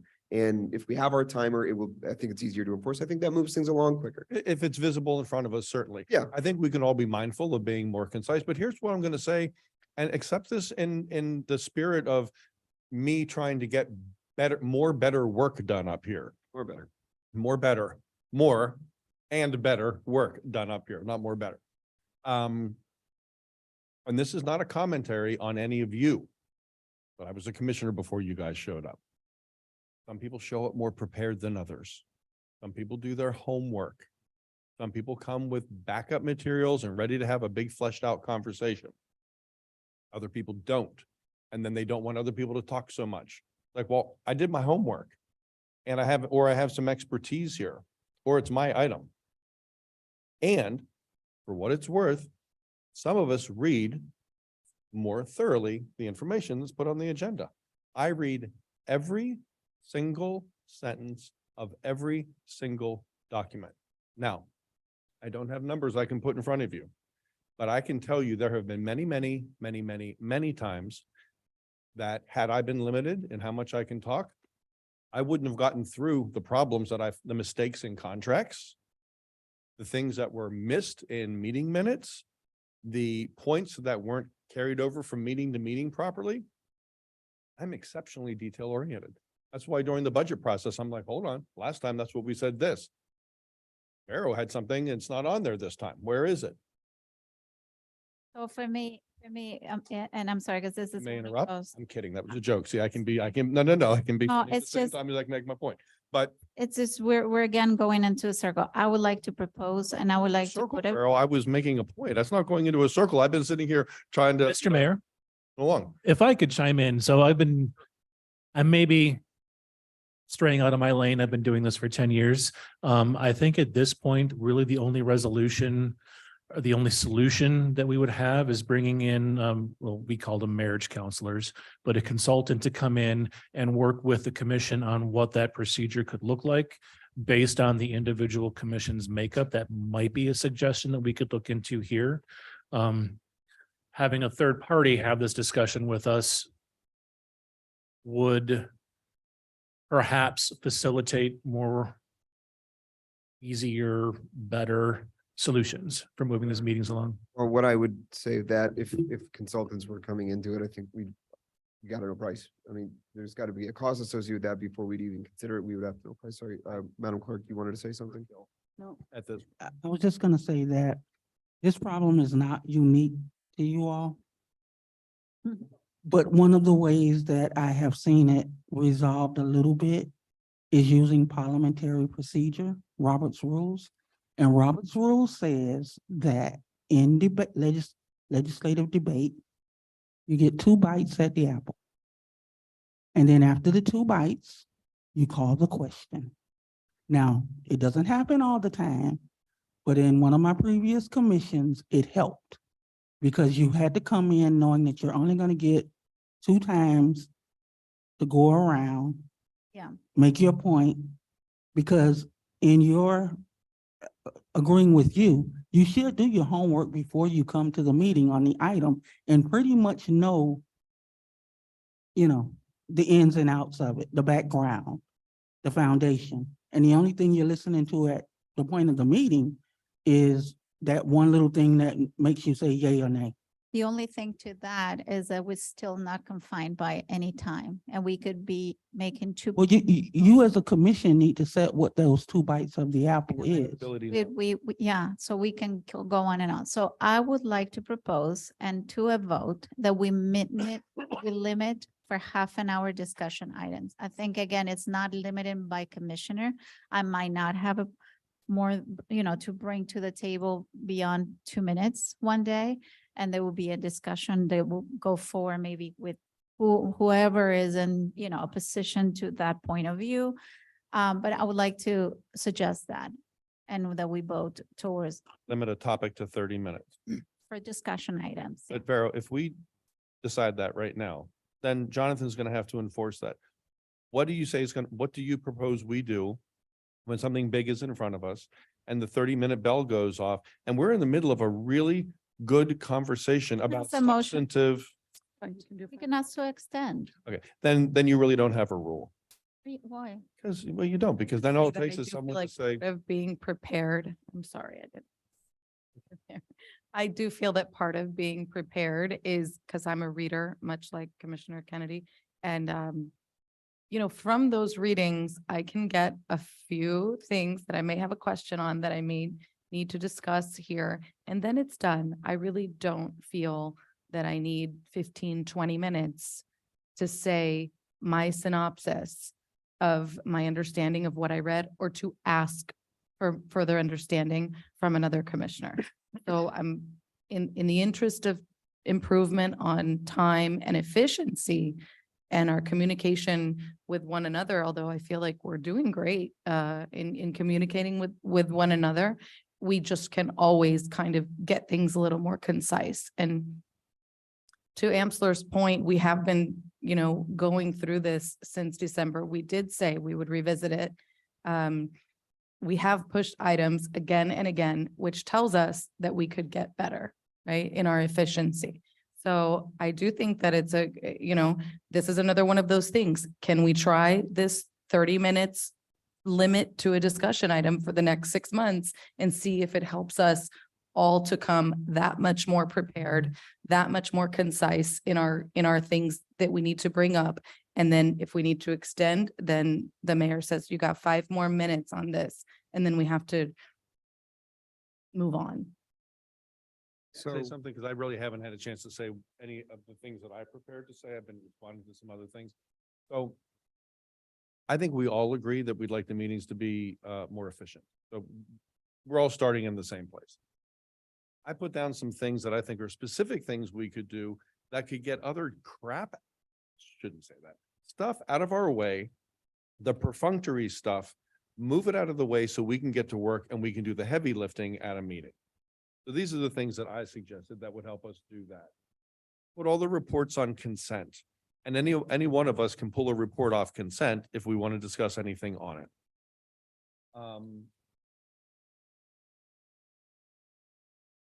Move presentations and proclamations to consent. Guys, there have been meetings where we've gone an hour before we've started a meeting. By the time we get done with the Pledge of Allegiance, which by the way, I would vote to remove it from the agenda. Why we're pledging allegiance to the flag of our country when we're running a village meeting, I've never quite understood. If we're gonna vote, if we're gonna pledge allegiance to anything, it should be for the charter of the Village of Biscayne Park in this room. So I think there have been meetings where, I mean, truly, I've looked at the clock. Go back and watch some of the meetings. An hour goes by the time we're done with all the proclamations and presentations. And we have a meeting to get to. We have the real heavy lifting we have to do, but we sit through all of these things. Why are those things at the top of the meeting? Why are we putting all this filler at the top of the meeting? Why can't we put them on consent? Why can't we move them to the back of the meeting? So the residents don't have to sit here. And I mean, I have people texting me sometimes like, really, when is this going to start? I'm here to listen to the ordinance on something or other. And how many presentations do you guys have before you even get to the meeting? I think that would make for a much more efficient meeting. Just declutter the front end of the meeting and put the business up front and the busy stuff on the end. Now, here's something else I'm going to say, and it may not make me real super popular up here. We don't start all of our meetings on time. We don't start our meetings on time because we're waiting for people. We don't wait. 7 o'clock, bam, start the meeting. Jonathan, call it to order. If he's not here, Vice Mayor, call the meeting to order. When Jonathan gets there, he'll take over. I don't care if he's texting Chris and saying, I'm 2 minutes away, start the meeting. We have residents here on time. They're on Zoom. I'm here on time. I'm ready to roll. Start the meeting on time every time and let people come in here and play catch up. And everyone arrive ready to work. So this is another part that I might, rattle some people a little bit. There are times at meetings when we spend meeting time having the procedures and the protocols explained to commissioners because they aren't clear what they're here to do. Are we voting on this tonight? It's a budget hearing. Yes, we're voting on this tonight, like now. Are we going to go through this line by line? It's our budget and we're voting on it tonight. So if you don't go through it line by line, you're voting on something that you haven't discussed. So there are times when there are some of us that come in here not on time and not prepared to roll and aren't even sure sometimes procedurally what we're here to do, and that wastes time too. You have a manager and an attorney that work for you. You call them and they will walk you through everything you need to know, but we shouldn't be in here learning about procedural stuff live during a meeting. I see that wasting time as well. Jonathan. Incredible respect. Okay, so don't take this the wrong way. But yes, you need to run the meetings better. We've had workshops and meetings where residents have taken over this room and just run the meeting for you. While we sat here and watched it twirl around us. There have been meetings where other commissioners have taken over your meeting and run it. There was one meeting, I could see it on Art's face. He's like, I'm doing this. And he jumped in and basically ran the rest of the meeting to make it happen. You can't be the nice guy to everybody all the time, but you don't have to be a jerk to run a meeting either. But these meetings need to be run better. They need to start on time. They need to run properly, and you need to wrangle the room. And the room is the folks out there, and it's the people up here as well. We have wasted a lot. Some of those McMansion meetings, There were residents that ran this room for an evening. And that's not how those are supposed to go either. So that increases the frustration from everybody. And then to Vero's point earlier, it gets, nerves up, tension, and folks maybe say things they don't mean, right? So I think we need to do so much better before we impose time limits on ourselves. I think part of it is you, Jonathan, running a better meeting for all of us. And it's all of us being better prepared when we walk in here and getting this thing going. I also would love to see some of those things that I put in writing for you guys to look at to be moved to the back of the meeting so we can get to work. We don't have to sit here and listen to every proclamation and every presentation. It just is sometimes it's a whole, we can do them at the end of the meeting. Or put them on consent. They're still viable if they're on consent. So those are my points. I don't want to see anything stifle debate up here because debate's healthy. And I think we're doing an awesome job, quite frankly.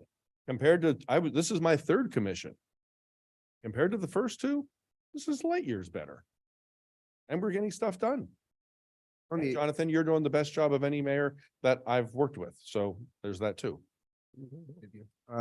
I do have a question about the proclamations, presentations and proclamations. Mr. Attorney, are we required to read those onto the record or are we allowed to move those to consent? Never seen it done that way. Okay, But, and I think it kind of defeats the purpose of what a proclamation is for, but I don't know that you can't do it on consent.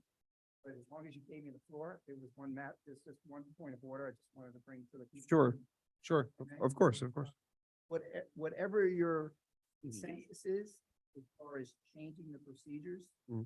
today, would have to be approved by resolution at a later date. Can I ask you this question? Sorry, I don't mean to, again, I don't mean to interrupt your stream of conscious. You're allowed- Hypothetically, that's fine. Hypothetically speaking, if we were to, I'm not saying that this is what we're doing, but if we were to say, well, hey, this 30 minutes thing, let's do it on a trial basis. Can we do it? Can we have to do a resolution before we do that, or it doesn't work that? I believe you do, because your charter specifically says that you will approve procedures for meetings. Okay, So- just curious. I appreciate it. Oh. Oh, sorry. I was gonna say that there are some places where you take your proclamations and your presentations and put them in a commission conference, which is 30 minutes before your meeting starts. You don't have to have a quorum for that. Do not So- have a quorum for that? No, you do not have to have a quorum for that. It's just gonna be proclamations and presentations that you do. You call it, it was called commission conference or mayor's conference or whatever in some other places that I. So if I show up 15 minutes early, I can do it then? You have to open it. It's noticed. It's The part notice, of your, So it it's can't part be, of, sometimes it has to be like on the agenda. no, you don't put it on an agenda. It's a meeting, not a meeting, but it's The notice. Conference. a noticed event of its own. Like you just move your meetings to 7 o'clock. At 6 o'clock, you could do your commission conference, which is presentations and proclamations. You don't have to have a quorum to do that presentation. And after that, that's when your official notice meeting starts. Mr. Attorney, you want to Just some, so there are, Madam Clerk is correct, there are jurisdictions that have conference meetings. Most of the time, they're either in the afternoon or sometime before the actual regular meeting. Those meetings, you cannot conduct any business, Right. you're not taking any votes. They do have to be publicly noticed. Does have to be some type of an agenda that would be posted so that you be aware. This is a separate agenda It to, would be a separate conference agenda. Interesting. then in theory, or I'm sorry, in practice, you can set this 15 minutes before and I can show up 15 minutes before and do those items. Good. And there's no quorum necessary. I'm happy to do that. You're not taking any action, you're not taking any votes, you're not having any discussions. I think that would be great. I'm happy to do that. Very similar to the workshop that Commissioner Hansel was talking about earlier. Some cities. Thank you for that recommendation, Madam Clerk. I'm happy to do that. As soon as next month. I don't know how long it'll take. I don't know if we have to change by resolution. Do we have to do it by resolution? Yes, sir. Well, then we'll get it on a resolution for the next agenda and I'm happy to do that.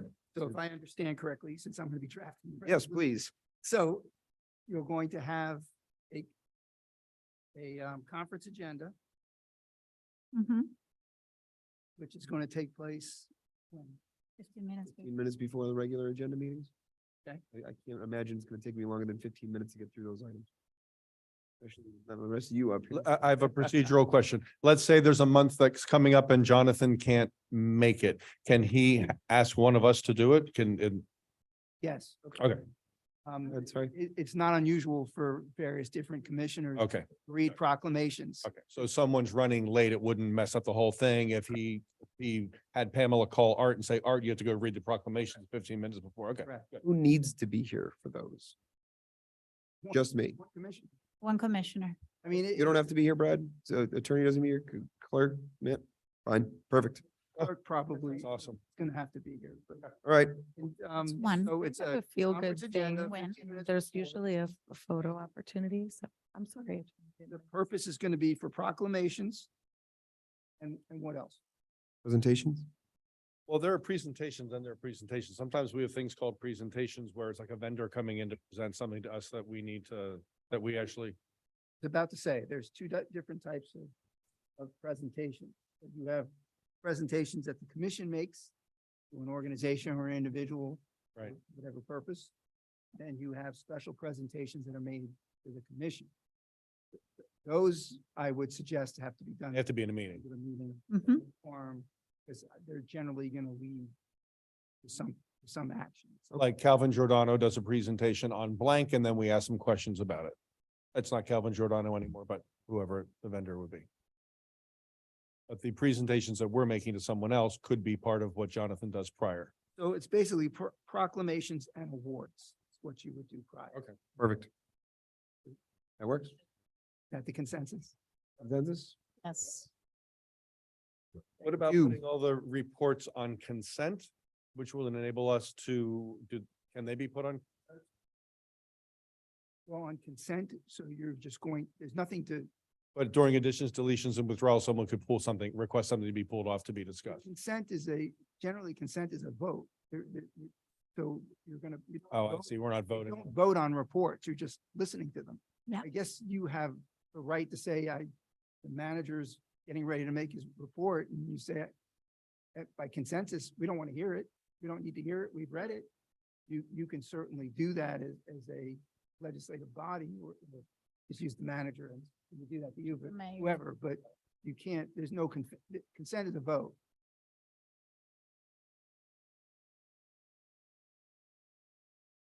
Or we can continue to try and keep ordinance and certain, whatever items onto consent. I know we started moving some of those back earlier in the year. Moving more things onto consent, things that don't necessarily need to be addressed as much. Continue to try to do that. Commission reply to comments. I know Commissioner Kenny brought that up. Is that something that we want to try and reserve? Yeah, so that's something else I would as well address. This is an ongoing problem. Residents get up and they make public comment about something that's on the agenda, and then a commissioner basically wants to run the item, a discussion of the item. It's on the agenda. We're going to discuss it. There's nothing really to relate at that point, except the mayor could say, Janie, thanks so much for bringing up the item about the traffic study. We'll be discussing that on 13C. I know we've done it in meetings past where we say that a lot of these replies will come up during the item, so. But there have been times where it's gone up here and turned into a back Right. and forth with residents and board members and all kinds of stuff when it is going to be on the agenda later. So I think we need to be really mindful of that. Do we have to, does commission reply to comments have to remain on the agenda? as An item?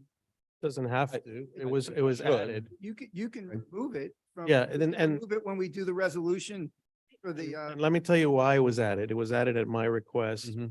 when I got here, because the previous commission, there was a lot of us that stood up at that podium and asked a lot of questions, and they just simply completely 100% ignored us like we didn't exist Didn't even look up. They didn't even look up.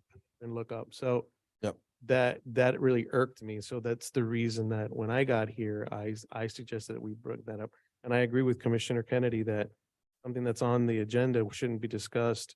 But if something does come up that is not in the agenda and it's something that can be easily discussed quickly, then I don't see a problem with that. Within the commission, it's within the individual's commissioner. Not right. It's within the individual commissioner's desire whether Yep. to respond or Yeah. not. It's not a requirement that you respond. Correct.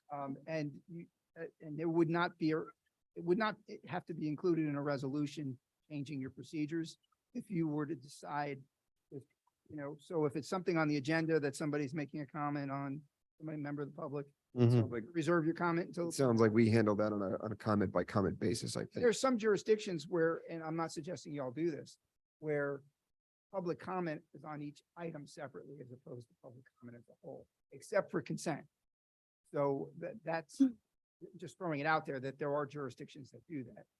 You do it where the public gets to comment on all the items and whatever else they want. Yep. Begin. Does anybody else see the irony in talking about this topic tonight? That Yes. Ever? the efficiency meeting, that's taken an hour to discuss. I I don't think we're getting anywhere here. No, but I did request Wait. something. I put it out there and that's where I am gonna look to the mayor right now to see what's the next step. Then you tell us. I proposed half an hour for discussion items. And if at that point we have not reached a quorum in terms of how we feel, we have 5 additional minutes to extend and then we vote. Right, so we will, yes, we're going to do that. There's two of the items that I'd like to get consensus on, because I think we have consensus on. One is to require for all backup items before something makes the agenda, that we use that form, that it is fully filled out with all backup before it even makes it. I think it sounds like we have consensus that that is a requirement. It is. Okay, good. This sounded like, again, there was also consensus here that I'd like to work with the manager to have ourselves a timer up here for better time management when we come to public comment. But can I just ask a procedural question real quick? Sure. But to Veronica's question about time. During a conversation, a debate, we can call a vote at any time. We can literally stop the meeting and just say, I want to call a vote. You can make a motion. And make a motion, call a vote, and everybody has to vote.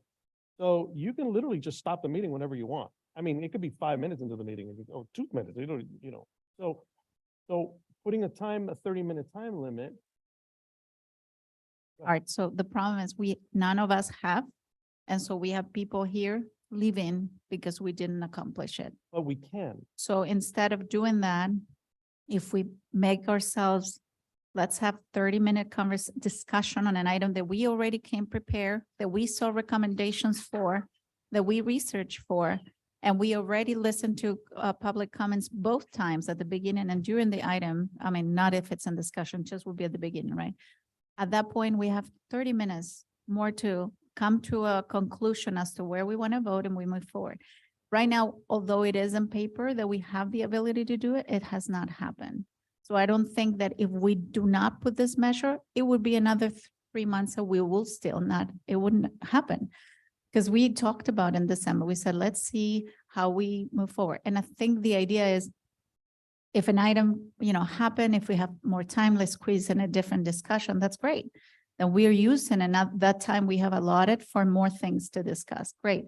But when one of them takes an hour, then we're not just doing like this one. Yes, Happening right now. It It's is. happening right now. Right, Exactly. so Yeah, but guys, we do have tools in there that we're not using. So you have the ability to, the 5-minute thing was in there. You could call anytime. To Art's point, you can you could say, you know what? I'm tired of this discussion. I just say we table it and bring it back to a future meeting. I make a motion to do that. Someone seconds it and you vote, it's done. So you have the ability to do things that you're not doing. So why put more measures in place when we're not even? I Heather, think, and again, wait, we've I think done it, that's why. but this is a point. I just put forward for a vote. We're still discussing it. Well, I was trying to get to your vote. I just wanted to get consensus on the items that we are changing, which was the conference before, where we're going to move some of the proclamations to make that better. We had consensus there. We had consensus on the required form, which is something we had available to us. We weren't using, so we're going to use that. The timer, I think, will also help better control some of those items. And the last item is the item that you brought up. So to move this forward, I think we've got a few things in here that should help us, and I'm excited to deploy them, but I will just put your item to a vote and we'll just go from there. So the item, if I'm correctly paraphrasing it for you, is that each of the items of the sub items here will carry a 30-minute discussion cap with the ability to to extend on motion of a commissioner. And again, according to our attorney, this has to be a change by resolution. So right now, what we are saying is, do we have a consensus that we want to put this to resolution? Is it just that one item or also the other? Well, the other ones, do we need to do by resolution? I think we have consensus on the other ones. They're not changing. The time clock, do not, I don't. Right. You don't need a resolution because you have time limitations. The form, we don't, because it's already part of it, right? And that's, I had a question about that. So, Okay. so before I answer that, Yep. can I ask a question? Sure. So if the backup has to be submitted by the sponsoring commissioner, is that what? Whoever's putting it on the agenda. Sponsoring. Whoever the sponsoring commissioner. Correct. Okay, I need to look at the procedures. Well, it has to be done by ordinance, you said anyway, or that, Resolution. I by resol- it's in there, but if it's not in there, then it would have to be added to the resolution. perfect. Okay. And the 30 The minutes. mayor, well, hold on, the mayor conference thing that we're doing before and with the proclamation, that has to be done by resolution. So those are two items that have to come back to us. Okay, now the last one, the 30-minute. So according to my notes and Commissioner or Mayor, tell me if I'm wrong, it was 30 minutes discussion per item. After which, if it's not brought to a vote within 30 minutes, then each commissioner gets 5 additional minutes. At which point. No. that was- No, that's the, what I wanted to make what's being proposed is that there is a 30-minute discussion cap on each sub item. And less- any commissioner may propose a 5-minute extension of the item if they feel that it's not been fully discussed. But it will be called to a vote at the end of that 30 minutes. Yes, By vote, it would have to be a 5-minute extension. Correct. yes. And it's just 5 minutes, not per commission. Correct. It's 5 minutes. That's Okay. 1 5-minute extension?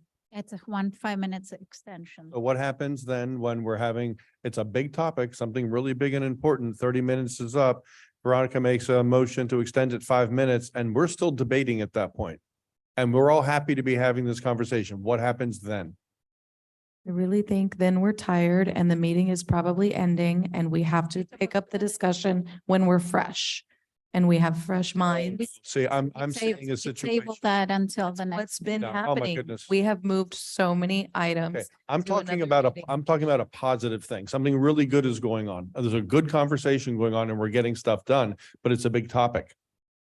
30 minutes is up, 5-minute extension, 5 minutes is up. We have to stop it in the middle of a conversation. That's such an artificial thing to do. It's like you're running a kindergarten. Well, I just want to put, this is what's being proposed by the commissioner. And I think if we want to get it to a vote and we want to move past this item, I want to see, do we have the votes to try this? Is it just that one thing or are these? Well, I other think things it's that all one tied? thing unless there were any other items, because I covered some of the ones you mentioned, although I don't know, we didn't cover the pledge. I don't know. So no, I'm just talking about you doing your thing 15 minutes before. Did we already agree on that? We're not Yes, we voting on did. it. Okay. It's a consensus. Okay, that was a consensus. Okay. Well, the artificial 30 minutes stop and then 5 more minutes, it's just, no, I can't. I support it as a trial basis, much like we've done other trial basis things since last December. Yes. So is it 30 minutes on every item on the agenda? Yeah, no, I don't feel comfortable with that. I think again, I think we already have the tools to be able to stop whenever we want. Because we're not using it, that's nobody's fault. I mean, it's your fault if you're not, it's your fault if you're not using it, but it's a tool that we already have. So why add another something else that, no. And Commissioner Oliveira, to your point, it's my understanding from what the attorney has told us that we can't, this is not a trial basis. It has to be a resolution. So it is a change to the procedure. So because of that, But you can. I feel that this is an amicable, I feel like this is an amicable addition to our procedures because especially in the way that we're working, I really, the reason we haven't used some of the tools that we have is because that we're looking to work together amicably. We're not here power struggling with one another. And, that would be table it, cut off everybody. That is my impression. Yeah, but And I that's not- think we're looking to work together. And so I think if we just give ourselves a couple of more parameters and see how it goes, we may find that we will get through our agenda more quickly. Veronica, So I'm with where you. We can change it, right? With you, That's not gonna stop somebody from talking for 28 minutes. And that means I only got 2. Or maybe half. Okay, so I understand what you just said, but it doesn't stop somebody else on the dais from talking for the whole entire 30 minutes. It really doesn't. I mean, they can literally talk for 30 minutes. What Unless tools do we someone- have unless to do someone that? Pulled out the 5-minute thing at the beginning of the conversation. This item, I want to limit us each to 5 minutes and done. You can call a vote. If there's an item, just call a vote. Hey, listen, I make a motion. I want to call a vote and this is my motion. At that point, we have to take a vote. Or table it. Or table it. We tabled it. That's it. Though that's the tool that you have that you can use. So if I can, on that, we table it after 30 minutes, and that's what I'm proposing. I'm not proposing you're going to stop the discussion, but we have other items to cover. And we haven't shown that we move forward with 5. But 'Cause we- here we are an hour. So the idea is that after the 30 minutes, we move for a motion. The motion might be table it. Let's discuss it next month. We got to move to next, item C on the agenda. And then we do so. So imagine the day that we're here in a meeting, having a really important discussion. We're hiring a village manager.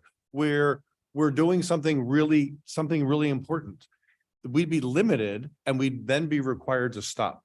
So, we can't just kind of make these rules and then play loosey-goosey with them. So if we say we're going to do it, then we do have to do it. And just to move on to the next item on the agenda, that could be something a whole lot less important than what we're discussing. We're in the middle of a vote here. I can appreciate what we're trying to do with this. I do, but I don't think the way that it's in front of us is going to work. I would like to see what we can do with the items that we're moving forward on, and that we're hopefully going to be more efficient with those before we introduce the caps.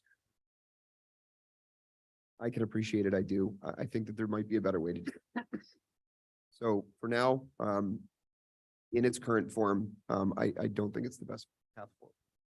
What did we decide on? What we had decided on, unless there's any further items to be discussed, we're going to be moving proclamations and awards to the conference before the agenda begins, and I'll handle those so that we don't have to do them anymore during the meeting.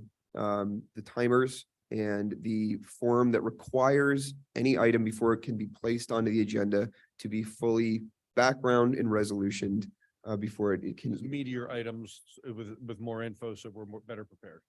Those are the items, and I don't know that we need to vote on this, but I will start the meetings at 7 o'clock on the dot.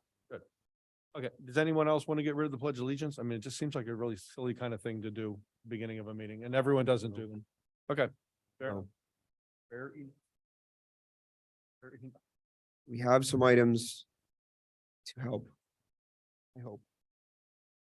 Are there any other items? Are there any other, and what, can I just say too, if the idea is at 30 minutes to move it to a vote or move to table it, anyone at 30 minutes can just do it. Exactly. So if there's, I'm glad that we have a few things here that we've agreed on. I'd like us to move on to the next item unless there are any other Please. items that we have not discussed. Yes, next. All right. Our code folks have been very patient. Item 13E, our driveway item, code, if you wouldn't mind stepping up so we could talk about the backup that you prepared for us, please. Can I move to put the limit of 5 minutes per commissioner on this item? Please. Is there a second for Commissioner Oliveira's motion? Second. We're voting on this before we have their presentation for the discussion items, you're saying? The discussion. Okay, for discussion items. Okay, do we vote all in favor of the motion that's on the table? Aye. I'll do that.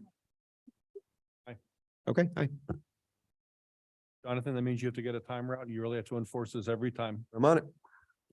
So if I could provide just a little bit of Somewhat background done. before we jump into code. Yes, please. Um, Thank you, Mr. Manager. So the background on this is in January of 22, the changes were passed that required all residences to have driveways. Non-conforming residences, their trigger was if they had to replace more than 50% of the surface, they had to meet the new requirements. So one of the questions that we were asked was what this has looked like. And the reason we were asked this question is because the general practice has been to allow residences extra time to comply. So the report that I had emailed out earlier lists that we had at the time 942 conforming, 121 non-conforming, and 11 with no driveways. We have 19 open in process permits, 20 permits that have been closed. There are currently 39 open violations, and there are 54 violations to be issued. So the question that we have for the commission tonight is, do you want us to begin enforcing this immediately, or is allowing residents to have until the end of the year appropriate? Can I ask you a question about the dates? Because I'm very clear that they had all of 2022 to comply. We gave them until January of 2023, be extended holiday. And then Mario asked us to extend it to March. That's the last extension I'm aware of. Yeah, so the fact that it was extended till the end of this year, I was under the impression that as of a couple of months ago, the extension was done and this was already being enforced. So I can't speak to what had been done prior to my arrival, but that's why I wanted to bring this to the commission tonight. Does anyone else have that recollection? I am exactly on the same page as you. That's not what described. that's not what he's asking, though. He's asking whether it's okay to allow them till the end of the year. Yes. That's the question he's posing. Right, but We, we're already in violation, that's correct, because we gave them until March. That is correct. but they're not all cited is what we're looking at here. Right, exactly. That's an issue. That's the question. So the operational reason that I think we should consider that extension is just logistics of issuing 54 violations. And dealing with the existing 39 for our small code department is a heavy lift. Mhm. Dealing with all the current violations and the violations that still have to come for our small code department is a very heavy lift. That's a lot of work. Yep. So that's the background. Feel free to ask, of course, any questions. So the 5-minute thing, obviously, we already discussed, it's not gonna work because you talked, I talked, and then we talked again. So how is he gonna keep track of that? There's no way. Okay, but I will tell you quickly for my perspective. You're eating up the Um, clock, Art. Sorry? You're eating up your clock. No, right? Mark this down. And this is what I told Chris, because I had brought this up again because of all the stupid walking my wife making me do. It took a really long time. It took years to get this thing finalized, right? And so, we worked hard on getting this thing finally done. It was done. Then we were asked to extend it, and then we were asked to extend it. And then people have complied. And then there's others that just simply have not, right? It is simply not fair to those that have complied to what we had done as far as the ordinance is concerned. So it is not fair to those that went out of their way and did it. And then we just continue to turn our backs and ignore the fact that there's so many that are still, and it's not just driveways, it's also the approaches, right? Some of these approaches are horrendous. So, it really does look bad. Again, we did our part. Folks stepped up to the plate and put in their driveways and fixed their approaches and whatnot. And we can't just continue to not enforce what we had put on the books. So that's my position on the matter. If I have any time left, I will take it later. I have a question, Chris, if I may now with my time. So are you saying if we were to say we gotta get this enforced ASAP, will we still do it before the end of the year, given the struggles in terms of staff and what it means administrative? Or is this, so your request to extend it, it's based on current staff and issues, right? We don't have the manpower to go ahead and do that. So my question is, if we're like, no, we have to have this happen, this needs to happen ASAP. When is the soonest we're gonna see this cited to the owners and get this moving forward realistically? Dream? Thank you, Manager. Considering all the challenges that we've had in our department with staffing, with me being new and having to review the ordinance and looking at all this from all angles. We did need time to enforce an ordinance like this. We had to look at each and every property before we even started issuing violations. So Luciano and I went on foot patrol into the entire village. It took us about 2 months, I would say. We walked on every street and documented what we saw. So that wasn't an easy task on top of enforcing everything else that we had to enforce. Now, could we have issued 121 violations in the period of time that we had? We could have. However, there's so many other things that we have to do in the office. We were constrained, we are constrained. There was only the two of us working. And then we also had to prioritize health, safety, and welfare. Now, there was a new ordinance that we were enforcing short-term rentals, of course.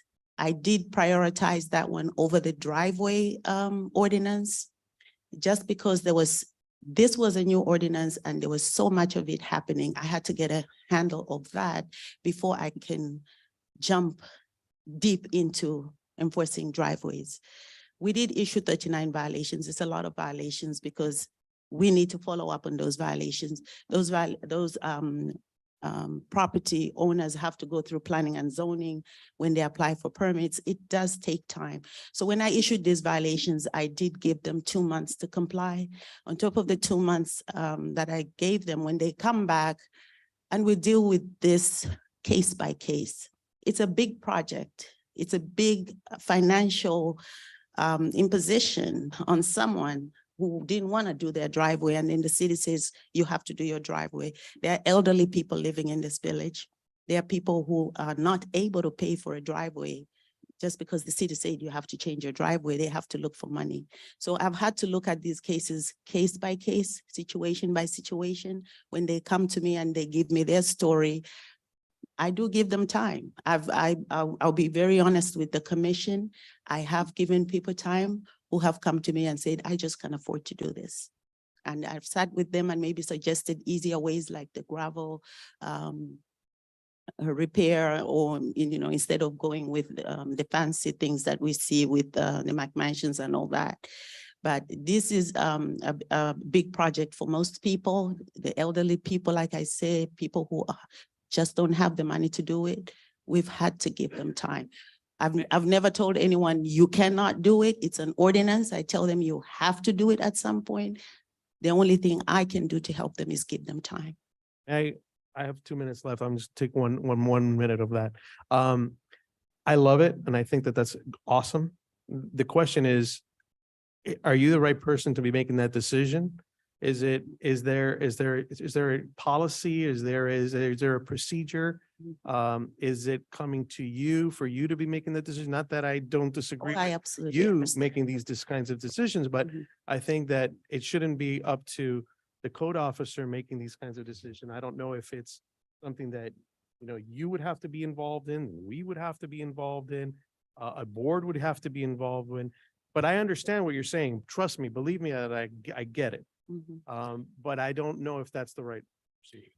I'm not speaking on behalf of the manager, but I can jump in on this one. There has been transition, and the transition of moving from one manager to another manager is a huge transition for a village, for the city.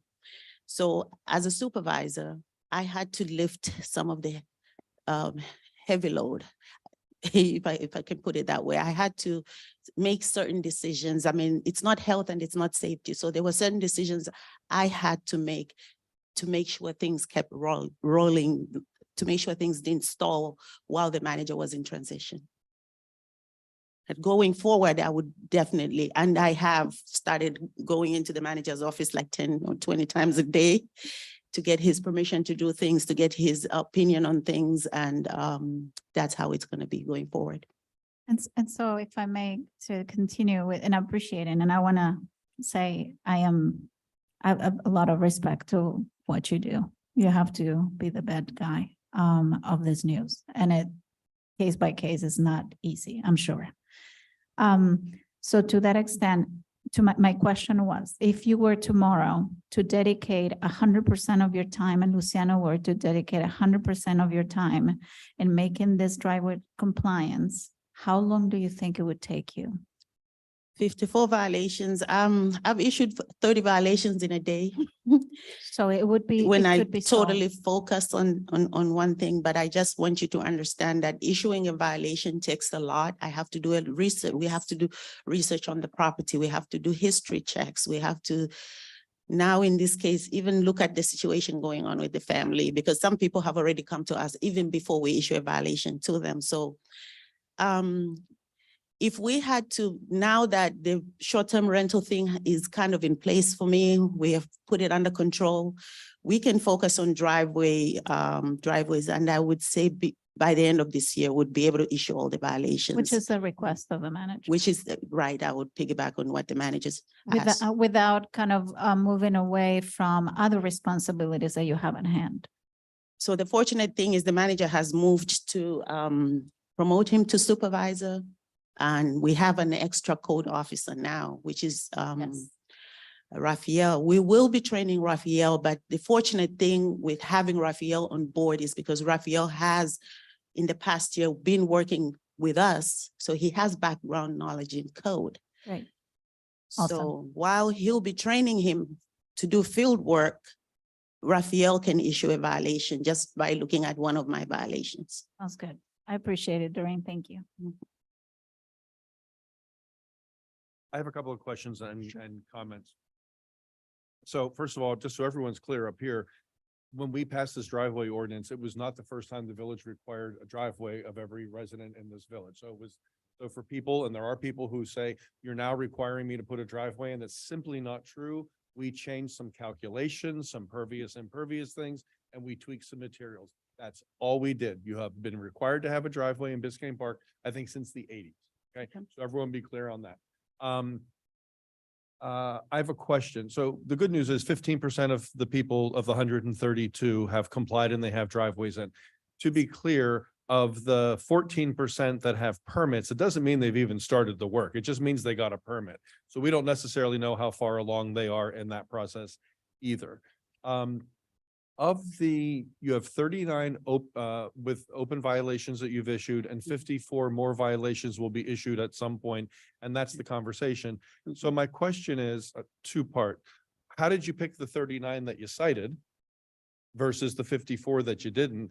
And how many of those people are simply ignoring the village as opposed to have some other specific thing they want to discuss? That's a good question. About the people that are ignoring the village, I wouldn't give you a number on that one. However, when we looked at the total 121 non-conforming driveways, we first went to the people that didn't have a driveway at all and issued those violations first. Okay. With the non-conforming, we looked at how bad is the driveway. I mean, there are driveways that there's no driveway left. Right. There are 2 pieces of asphalt. Right. We issued violations to those. Now, the new rules have standards. So now, most of the 54, I'll say a few of those are abandoned properties. Mhm. We have a few abandoned properties in the village of Biscayne. We have properties that, I think about 3 properties that owners have passed away and they're in probate. Right. Like Linda Brewer's situation. The B house is probably on that list. B house is another situation that, we've been working with in code, and there's another property I would like to point out, which is the log house at 630 Northeast 121st Street. I issued 7 violations to that property. Mhm. And my 8th violation would be the driveway. Now, I didn't rush to issue the violation with the driveway because there were other pressing things with that property. They were renting out RVs in the backyard. Right. They had built an accessory structure and was renting that out. To me, that was a health and safety situation. So I had to deal with That's a that, bring priority. that to the Got it. board. And so those are some of the things that I've had to look at. I'm not saying all 54 properties are like that. It's different. So you things did for kind of each. prioritize the worst case versus the ones that are not as Absolutely. pressing, or the ones that you knew you might not get a whole lot, you wouldn't get very far because there is no owner to kind of go after. Understood. Okay, thank you.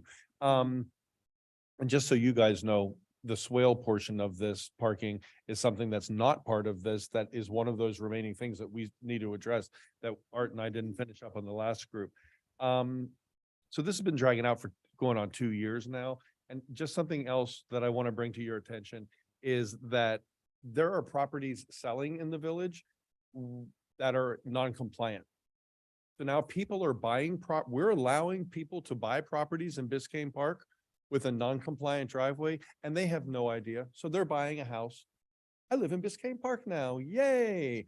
Oh, I get to meet Doreen. Hello. What? So when we allow this to happen, we're handing this problem off to new residents who have no idea what's going on. She's nodding. The house right around the corner here. Yeah. The guy has it for sale again. This will be the third time it's turned over since this came in place. And every time there's no driveway goes in. So the longer we let this drag out, the more that's going to happen too. So the good news here is that we have, by my calculations, 15% done. 14% have a permit. I really question how far along some of those permits are. And then we have 71% that are in violation, and and at some point in the process, I think a lot of them are quite frankly simply ignoring the village, because I know some who are and have told me as much.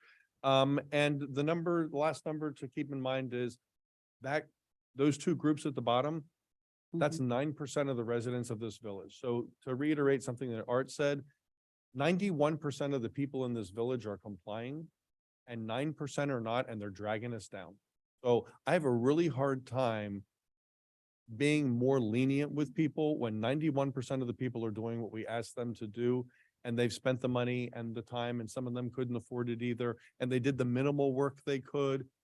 They put in the ribbon approach across the approach just because that was the bare minimum they could do. So we have people who did the bare minimum just so they could say, I did it. Village, you're happy with me now. So it's been 2 years and we worked on it. Art and I worked on it before that as well. So this is a long time coming, and I'm really predisposed to not give people more time. Doreen, if I may ask again, I apologize. How long did you say it would take to handle these violations? To issue the 54? Yep. I mean, if they gave us up to the end of this year, I'm sure we'd be able to clear these violations and follow up on the ones that we've already issued. Through the end of the So year, you said? End of December, yeah, by the end of December. This is October. Yes. So 3 more months, I think would be able to, we can do it before. However, he's just moving into a new role. Raphael is just moving into a new role. So I don't want to stretch them and. So just, yeah, that's kind of where I'm going with this. If we decide to, we can certainly decide to make this enforcement a priority. We would most likely lose some enforcement on some of the other important issues. Right. Short-term rental, driveways or not driveways, abatement for lawns is a huge push right now. Construction medians, things like that. So I'm not advocating either way. That's just something to consider as we look at this. You mean, Mr. Manager, do you mean if we make this a priority to get these all compliant by the end of the year, as Doreen has suggested, or do you mean in a faster manner? Faster. Other things are gonna sacrifice. That's why I was asking you, Sim. If we move more. Yeah, if we move like full tilt, we'll go, They're not gonna be compliant by the end of the year, guys. no. But they They are won't going to be have a compliant, violation. But we'll be able to Yeah. She's issue. given us her time frame. Right. We have to work within the constraints of her department. Understand that, but they're not gonna be compliant is the point by the end of the year. She's gonna be. Exactly. Course. So the other thing that I would like the commission to consider is when we issue violations and there's no compliance, and this is one of the reasons why I extend compliance. When there's no compliance, I have to escalate. Now, if I bring 80 cases to the board in one, so I want to be able to bring, right, I want to be able to spread this out so everybody is able to do it. And we're able to do a good job. Because if we just say, let's do these numbers and let's bring everything, I mean, there's so much involved in code. And I learn as we go along. These are legal issues. These are people's properties. people's homes. So I can't just jump because, okay, there's this in front of us and I have to follow the law. We have to make sure we have enough manpower, resources, and we are giving the board the space to be able to rule on these cases in good time. Doreen, may I ask you then, to do what you're being asked to do within the confines of what you've just described, follow procedure to bring it in front of the code such that it won't be dismissed or something bad would happen with it. Your timeframe is by the end of the year. I would be able to issue all these violations by the end of the year, the 54 that are still outstanding. Absolutely. That's okay. That's just, that's your opinion. You think you need to do this properly. Now, I'm not talking about the residents complying. I'm talking about Right, me about- being able to notice them. So, and then from there, because a lot of the 39 that I've issued, I've extended compliance to December. So I know that by January, I'll start bringing these cases to the board. At least at every meeting, we'll have 10 to 15 cases just on driveways. I did that successfully with the short-term rentals. And I know people got tired, but there was a system to what I was doing. Okay. Well, then, in that case, Doreen, thank you, Doreen, for providing this and providing that context. I would also be in favor of moving this forward and having code clean these up within the confines of what you've described. Because it sounds like that's what you need to be compliant with this. Appreciate it. So I guess I'd ask the commission if we would like to vote on that. Yes. Yes, I'd like to go with Doreen's recommendation and the manager's recommendation. Correct. Me too. It's really a management issue. So it's before you. Yep. It's a consensus. Okay. Okay. Sounds good. So just to Thank you. confirm, the guidance that I've received from the commission is that we will have until the end of the year to get all these violations issued. Yes. We can achieve that. Great, thank you very much. Thank you. So if you get them all cited by the end of the year, those who just simply continue to choose to ignore, when will they be brought in front of the board? We definitely escalate to the board. I'm sorry? If they don't comply by the compliance dates that we are talking about, we will definitely escalate those cases to the board. Right. So when will the board start seeing those cases? January for sure. In January, they'll start seeing them. Okay. Yes. The January But if agenda. you don't cite someone until December 31st, they wouldn't come that fast. Because you're saying get this all done by the end of the year. Right. I have quite a few cases that have properties owners that have come to me to ask for extension of time. I've given them a month extra and sometimes another month extra. If they don't comply within that period of time, I've It's gonna fall given- over into the first quarter. right, I've given them the due process. I will definitely escalate. Doreen, thank you very much. You're welcome, sir. Thank you. Thanks, Doreen. Ownership is immediate. Congratulations. All right, having concluded 13E that we moved to the front of new business, let's go ahead and move on to 13A, our open office hour adjustment. And this is an item that was put on our agenda by our manager. Mr. Manager, would you like to introduce the item for us, please? Absolutely. The background on this, this was brought to me by Shantae. It's my understanding that we at some point closed to the public Friday afternoons so that we could get caught up on some of the work. I believe it was in clerk and code and things like that. The item that Shantae brought forward was, if we are caught up, can we allow village staff to take the afternoon off on a Friday and they would extend their days or their work hours for the 4 previous days?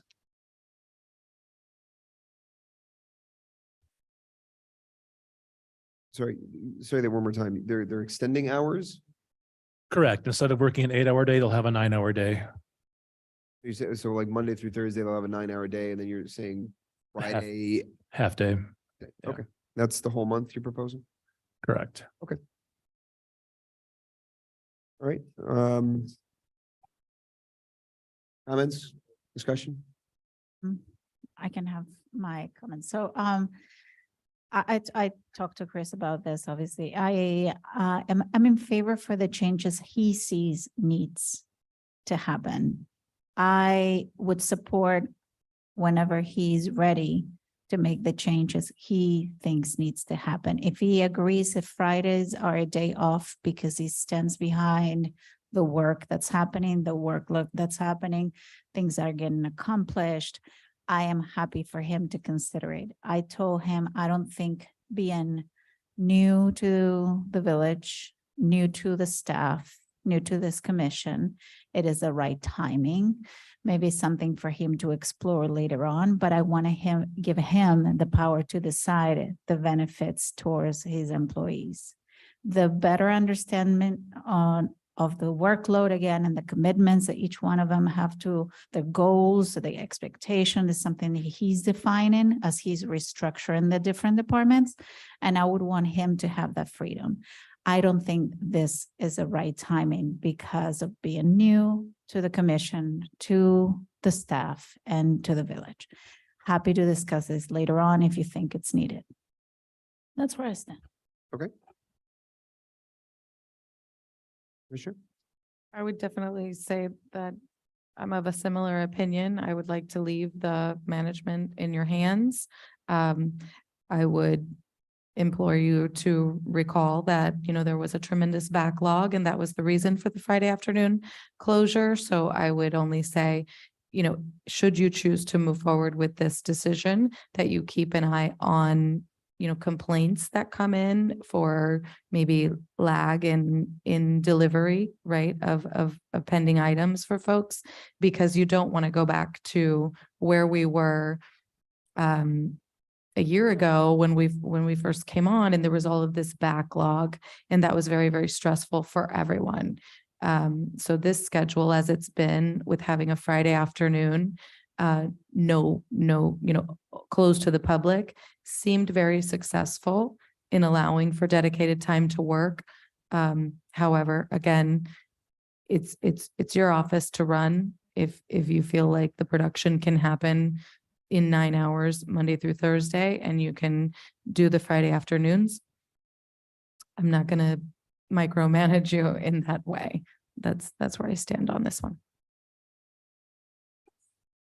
Okay, so I can be real quick here. First of all, Chris, what you just presented to us is not what's in the memo here.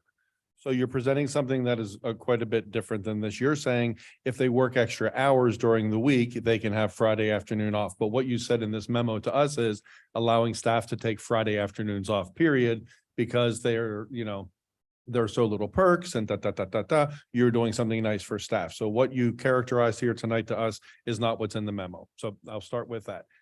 The other thing. the Deepest next thing- apologies for that. Okay. The next thing is that the last thing you write in here is this decision technically falls under your purview. It does. And you're just asking us to, you're saying you would prefer that the commission make this decision. So ultimately you can do whatever you want to do in this regard, but you're asking us to sign off on it. I'm not going to sign off on it.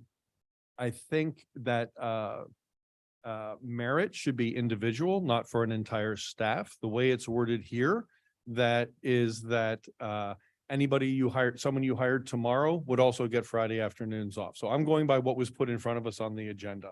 Friday afternoons, everybody at Village Hall gets off. So I want to just, if I may interrupt, sir, just to clarify, because I don't think I'm understanding what you're saying. My memo says not the backlog has been eliminated. Village clerk inquired about allowing staff to take Friday afternoons off completely. They would work longer days earlier in the week to make up the hours. So I guess I don't understand. Well, because it just says you're going to let the staff take Friday afternoons off. Our team works very hard. They're phenomenal. We can't always pay them what they're worth. This is a little perk. So it's just isn't clear to me. And I mean, I do see what you're reading, but it still sounds to me like you just want to give them off on Friday afternoons. No. Okay, so merit should be individual, not for an entire staff. Because you do make it sound like Village Hall, there will be no one at Village Hall on Friday afternoons. But now what you're telling us is perhaps one person will be off a couple hours on Friday afternoon because they worked longer on Wednesday, but someone else won't be. So I'm not certain how this is all going to play out. But I don't like the idea of people of Village Hall not being staffed. You do have the ability to give people additional the staff is yours to manage. So you can do this.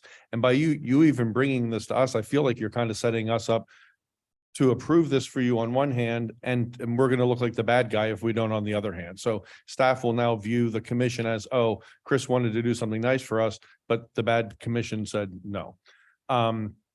But you do have the ability to give people raises. You do have the ability to give them additional time off. You have all the ability to do that when it's merited for an individual employee. So I'm not certain why this would even be brought to us. It just seems like something, especially considering you've only been here 6-7 weeks now, it seems very premature. And you do have the ability to address these things individually for people when they deserve it. So I'm not prepared to say yes to this. I think it's a bad look altogether. The reason I'm bringing it to you is because, as you just pointed out, I've only been here for 6 or 7 weeks. I don't have the context. So that's why I was relying on the commission to help provide that background for me. Vice Mayor?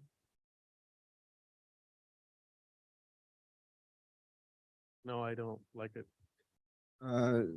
Just for clarity, don't like the commission approving it or don't like, Oh, no, the Friday afternoon after stuff.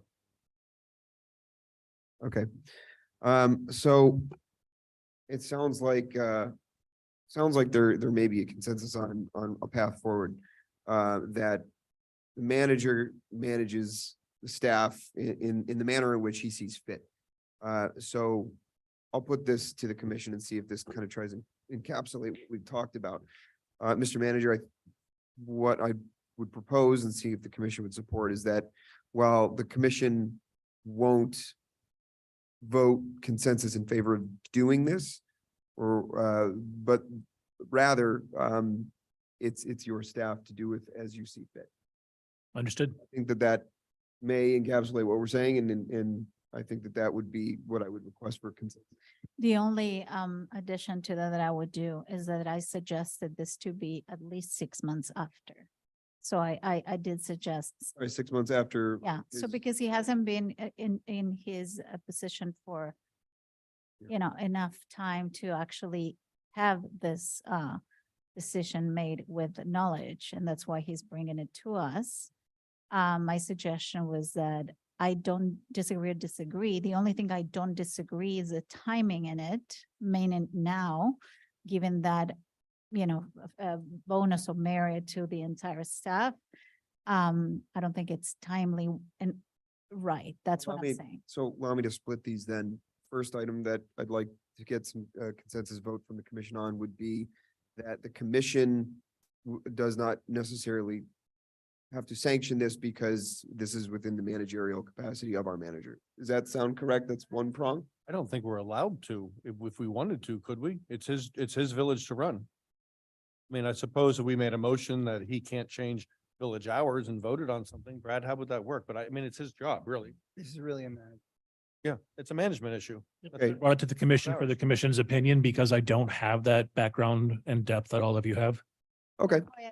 6 well, so I think first point, we have the consensus that the commission doesn't necessarily have to approve this, that Mr. Manager, it's within your managerial capacity. Second item that Commissioner Amsler's brought up is that she would like to see this implemented, if at all, considered, I guess, 6 months after the retention period or the retention date, which I think would be February. Okay, so we'll put that item to vote then, that the manager would not consider doing this until at least 6 months. So after. just to be clear, we're Yep. gonna tell him not to do something that we can't tell him that he can't. do. Correct. I don't understand. We can't do Exactly. this anyway. We're Man, it's- suggesting, we're saying it's your decision. If you want our opinion and input, which Come is back what to you- us in 6 what you've months. asked, Your opinion. That's kind of, and correct me if I'm if you would. pause wrong for here, 6 but months. I was simply looking for the consensus of the commission rather than making a decision. A consensus on your opinion on whether or not this should be something I would consider. Understood. So with that in mind, I think, Commissioner, respectfully, I think the first portion of our agreement kind of negates the second, so I would allow this to retain within his managerial capacity. So do we have consensus on that item then? I already said, yeah. Okay. All right. May I ask a related question to the attorney on this? It's on this topic, I suppose. So I know the manager is not allowed to poll commissions. He's not allowed to call us and poll us on things.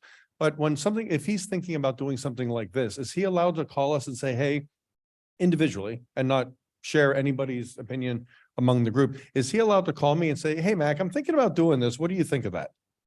This is not an, this is typically not be an agenda. That would be up. Right, but is he allowed to call us and have those conversations? I need your opinion. Say, Yeah. I want to close the village Yeah. on Friday. Mhm. Get your opinion on that. Yeah. It's a management decision. Right. We can't go from yourself to another commissioner and say, hey, Commissioner so-and-so. So far, I got 2 in favor. I know we can't do that. I get it. But he can. Okay. These are the kind of things that I think maybe, that might have been a good idea on this one, just to kind of sort of test the winds. Okay, thanks, Mr. Manager. Let's move from 13A to 13B, which is our landscaping enforcement. Commissioner Kennedy, I know that this is your Okay, item. Do you so a I have a backup on there, and as you hope you guys appreciate, it's all nicely fleshed out. And the background is that Miami-Dade County has for many years had a landscaping code that requires minimal landscaping, not on all properties, but on new construction. And when work is being done, that is more than 50% of the value of the property. It's that 50% rule that we use. So Miami-Dade County has these rules. It's up to the local municipalities to enforce them. When we did our McMansion ordinance, our land development code changes, we had a conversation, the commission then had a conversation about incorporating them into our code. So just to be clear, we're required to follow it because it's Miami-Dade code anyway. We're required to enforce it.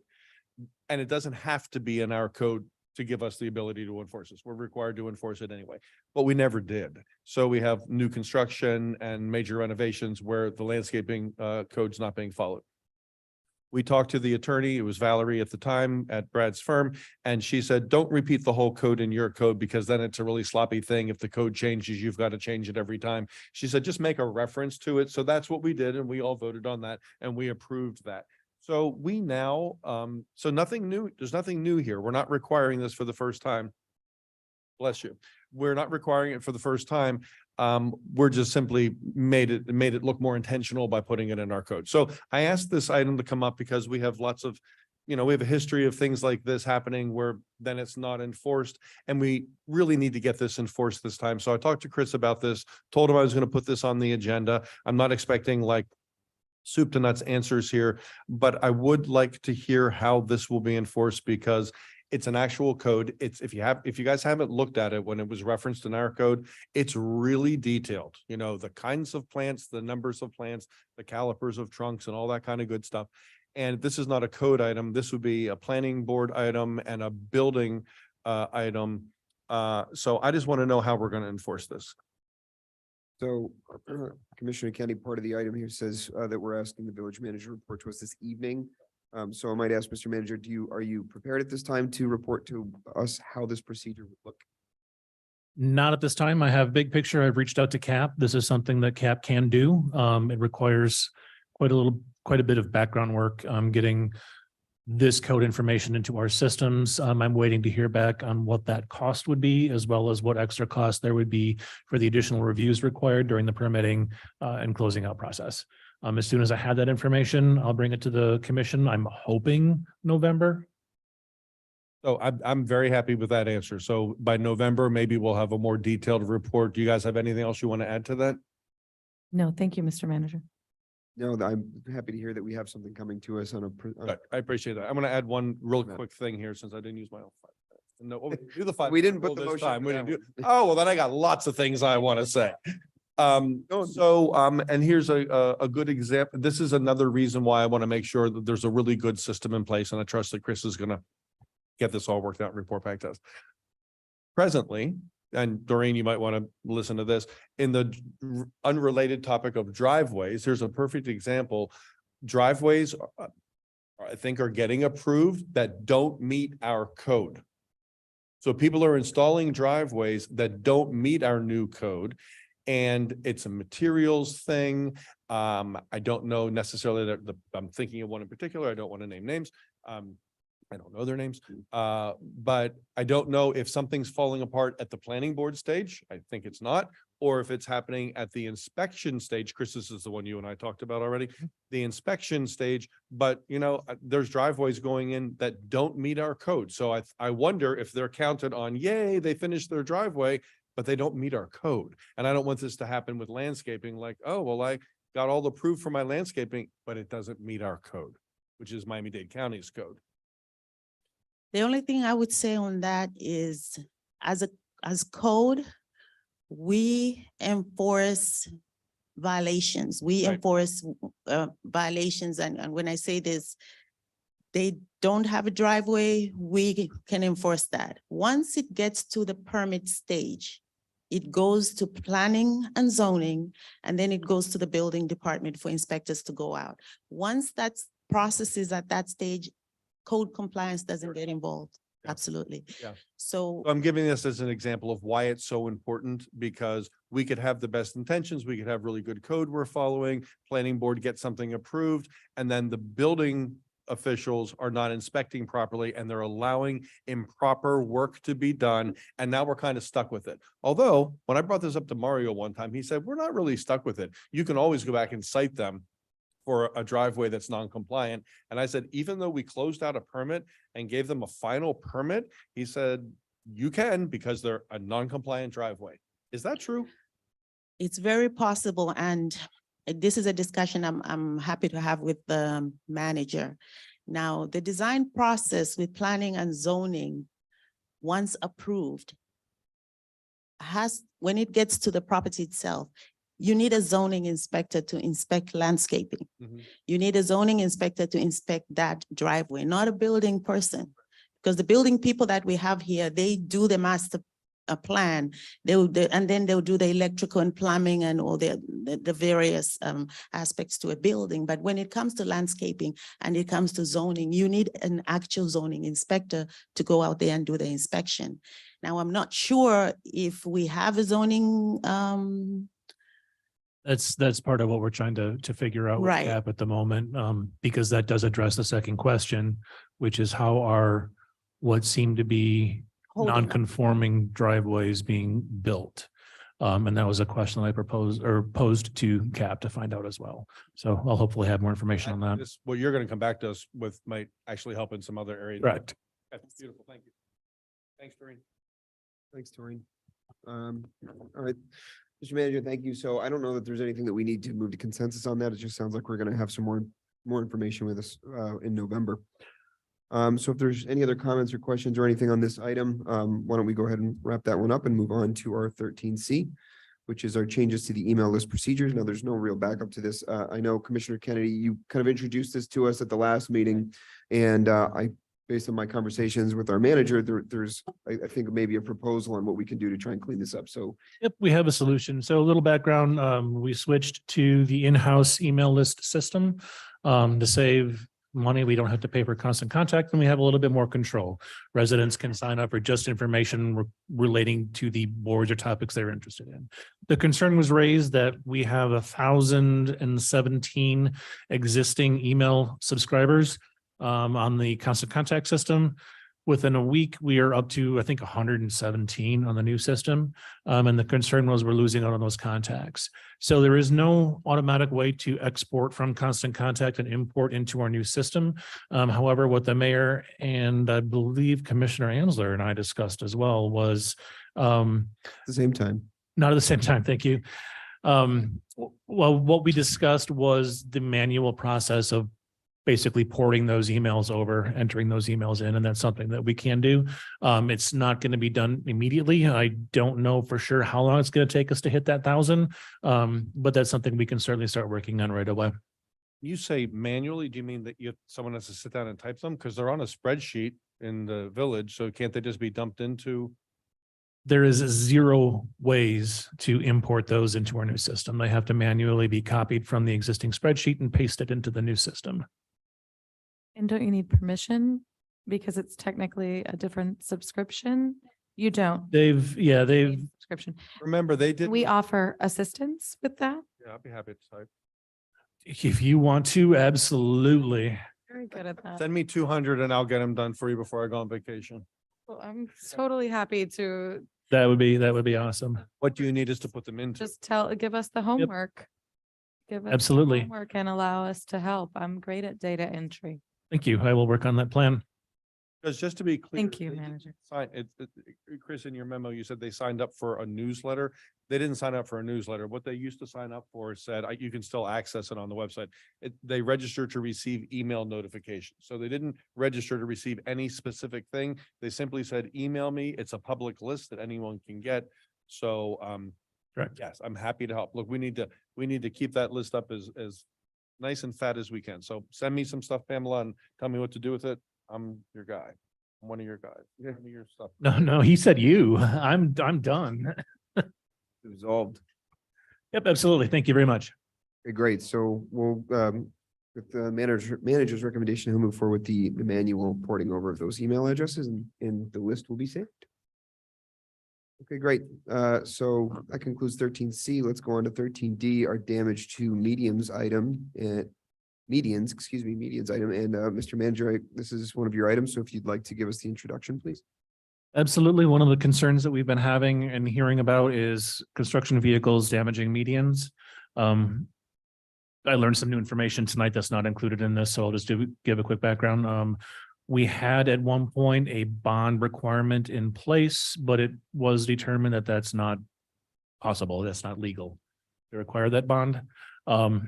So my request to add bond in, I'm withdrawing that request.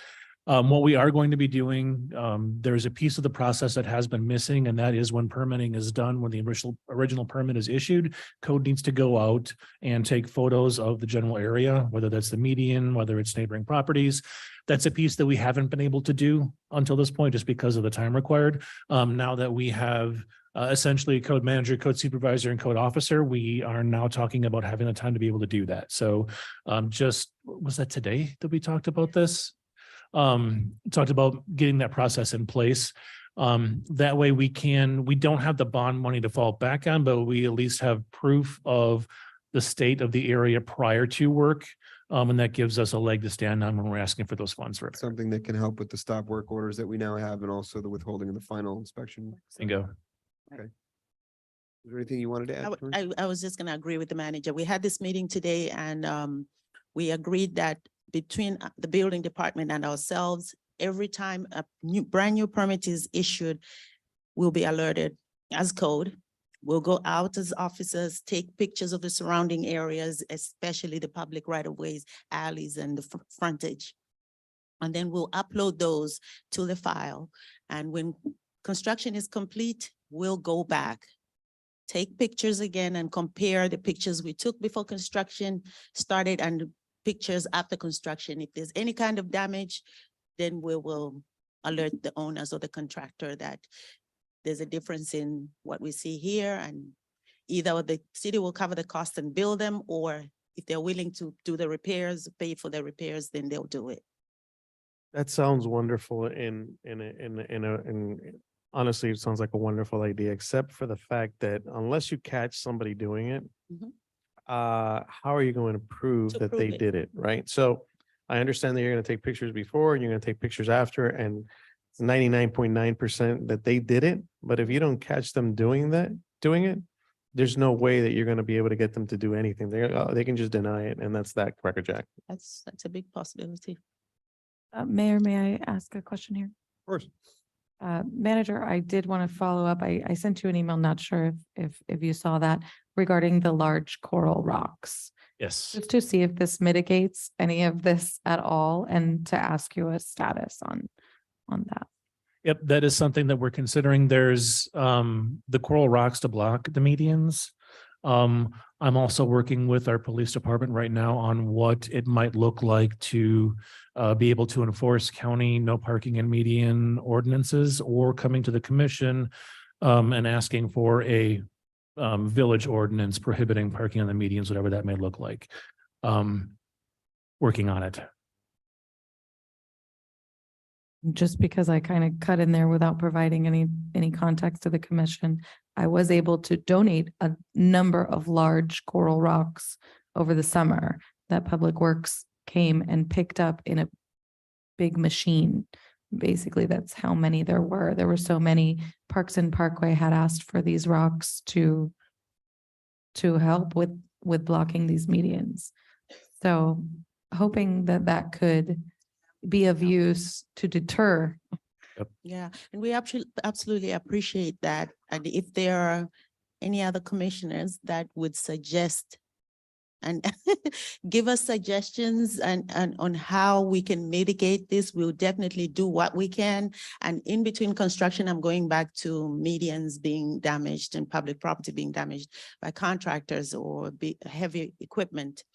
In between construction, because we are with more staff now, we'll be able to patrol more. We want to change our shifts to the Alpha and Bravo shift, meaning we want to have an officer out as early as possible, say 7 o'clock in the morning, so we can look out for people that are, for contractors that are violating time and parking in the medians. So it won't just be in the beginning of construction. We may be able to take pictures during construction, and we may be able to catch people in the act. So we are implementing different things to be able to, it's not perfect, but we have to do something to mitigate.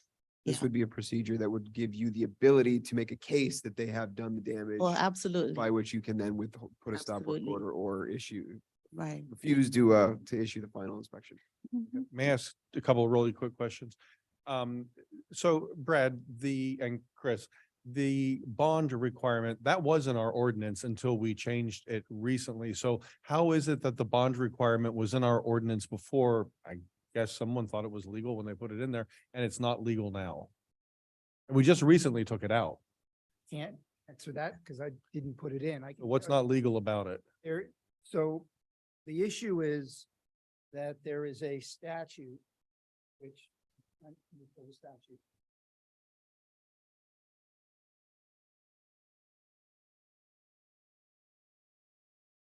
It is Florida statute,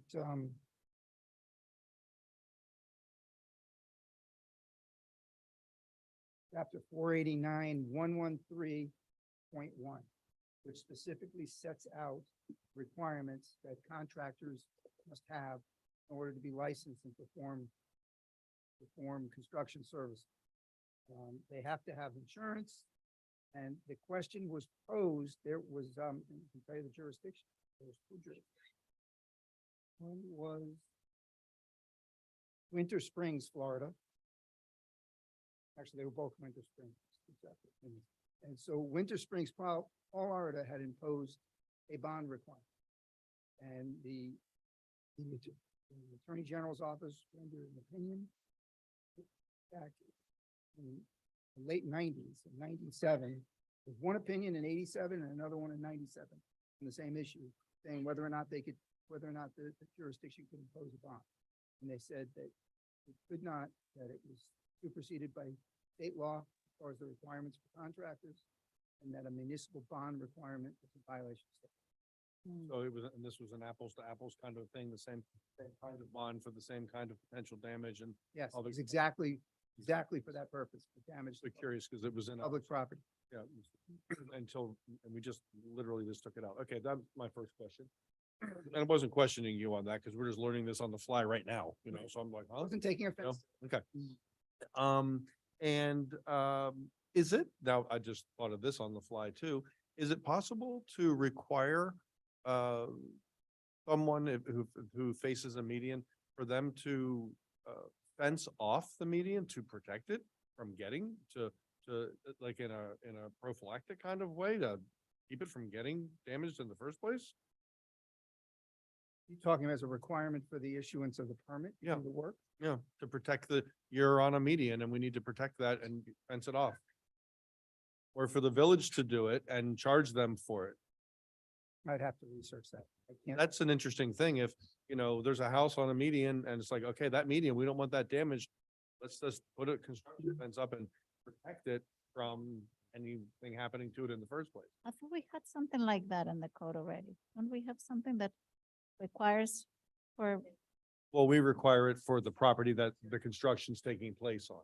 yeah, Yeah, More of a public. talking about on the public property to That's more of a protect. public safety. okay, Yeah. It is a public safety issue because there's a lot of liability to the village. If something happens, an accident or a kid, dog, something happens, Yep. it's a huge liability to the city. So when it comes to public property, you have to be careful what you Correct. allow the property owner to be able to do.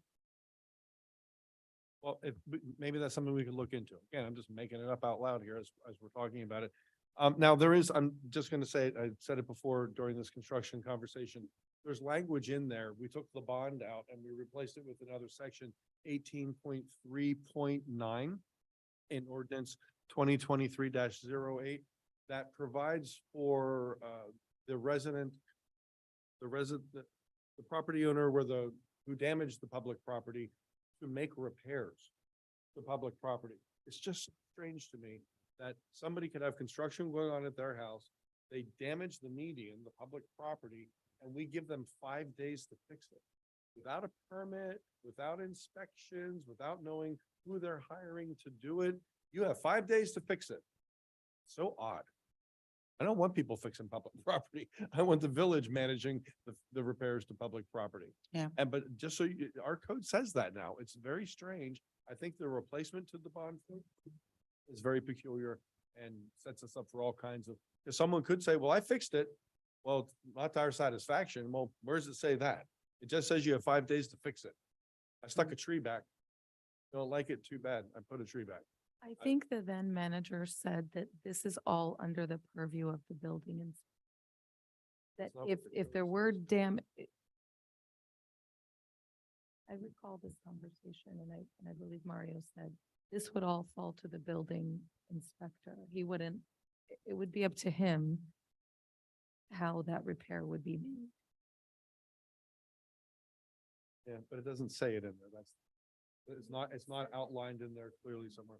Well, let's see what Brad finds out about fences. I would just like things to be protected somehow. In that section of the code, if I may, Mhm. that you're referring to, which is 18.3.9, it specifically references the building official may refuse to issue a final inspection and may notify the permit holder to correct the damaged condition within 5 days. That's if they haven't corrected it. Well, no, that's the initial, That he- the initial mechanism that causes the repair to be done.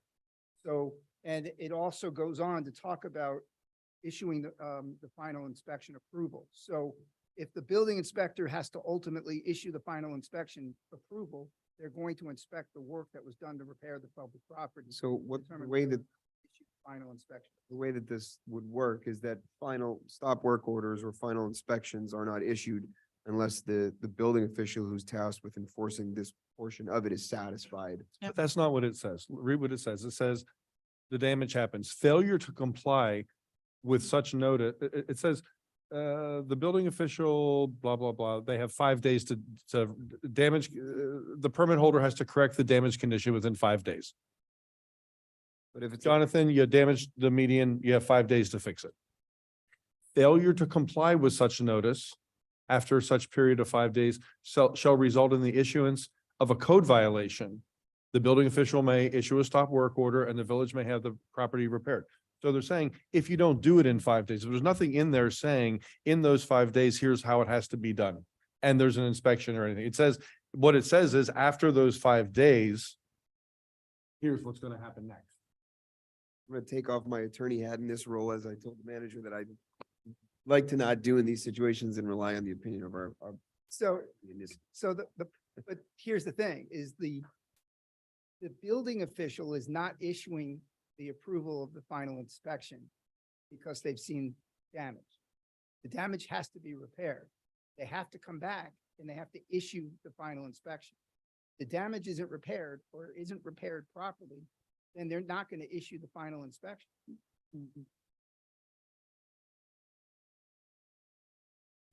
Let it go.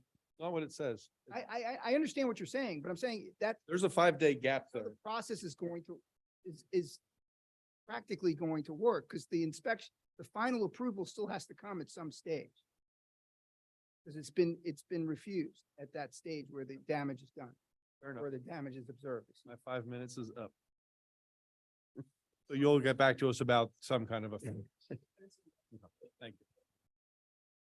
So, So I think at this point, since the manager from the item has removed the request that we reinstitute the bond requirement that we understand is enforceable under Florida statutes, that I don't know, it sounds like that Doreen, what you're already doing is moving forward with the procedures to document, properly document the state of the area before construction begins, periodically check on it while they're working.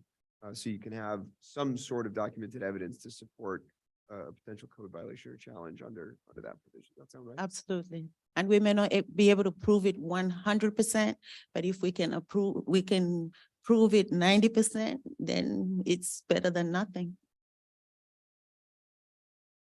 Okay. I don't know that there's anything that we need to vote on consensus because you're already moving forward with that procedure. So are there any other questions on the item or for Doreen from any of the commissioners? No? Okay. Doreen, thank you. Okay, so having concluded with 13D, we moved up 13E. So looking at our kind of modified 13F, which is the discussion on short-term rentals. Certainly. Now, this is kind of an open agenda item. So I know, Mr. Manager, you've had some experience with this issue recently. Is there any way that you'd like to try and introduce the item to us or maybe a topic for discussion on it? I would like to request that we table this. And the reason I'm going to request that is I'm currently in the process of working with the police chief, and we're going to be sitting down with legal to see what what our options could be for regulating or enforcing or code versus with the STR chapter. We don't fully understand what we are legally able and allowed to do. I'd like to get clarification on that before we have this discussion. Otherwise, we could just be spinning our wheels and getting nowhere. I would like to bring this back to the November meeting, if that would be appropriate, and have this discussion at that point when we will have some potential action items. Well, I will tell you that I would like, while you're all researching all of this stuff, one of the issues I think that we're having currently is that this 100-foot rule that we have as far as noise is concerned, where, you know, a police officer has to hear noise or code officer has to hear noise within the 100 feet. You know, it's typically the homes that are next to these Airbnbs that are complaining, and there's not 100 feet, right? You have your side setbacks or your rear setbacks or whatever. It's going to be a lot less than 100 feet. So the people that are complaining are typically the neighbors to these folks that are staying at these Airbnbs. So technically, if a code officer goes out there or a police officer goes out there, they can't issue a fine if it's within 30 feet or 20 feet or 40 feet or 99 feet. It's literally got to be 100 feet. So one of the things I think that we should be looking at, and I don't know what the answer to that question is, you know, is there a way that, you know, we can address whether it's shortening the distance, or if that's not if that's not possible, then can we address as far as our police officers is concerned, disturbing the peace? I don't know, but I will tell you that one of the big issues right now is that 100 feet complaint zone, and our officers, our hands, code officers, as well as our police officers' hands are tied because it's not 100 feet. And most of the complaints are, again, our next door neighbors. So that's something that we need to look at while we're doing all of this research. And If I may jump in before your opinion. Oh, sorry. Finger on the mic. The command staff and I had a conversation, phone conversation with one of the attorneys for the Miami Police Department. And she felt that we can enforce, it's not the noise ordinance, I forget exactly which one it is, but enforce something along those lines outside of that 100 feet, 11 PM to 7 AM thing. That's one of the things that I'm going to be chatting with our legal about, because as you said, this is a closer issue than 100 feet. And I don't I don't know if you guys have been on Airbnb lately and looked at Airbnbs in Biscayne Park. I was just going through it today and just checking it out. There's a house in Biscayne Park that has a full soccer field or football field in their backyard, fully lit. It's amazing. I mean, it's awesome. I mean, if I were staying there, I know I'd be playing at all times of the night.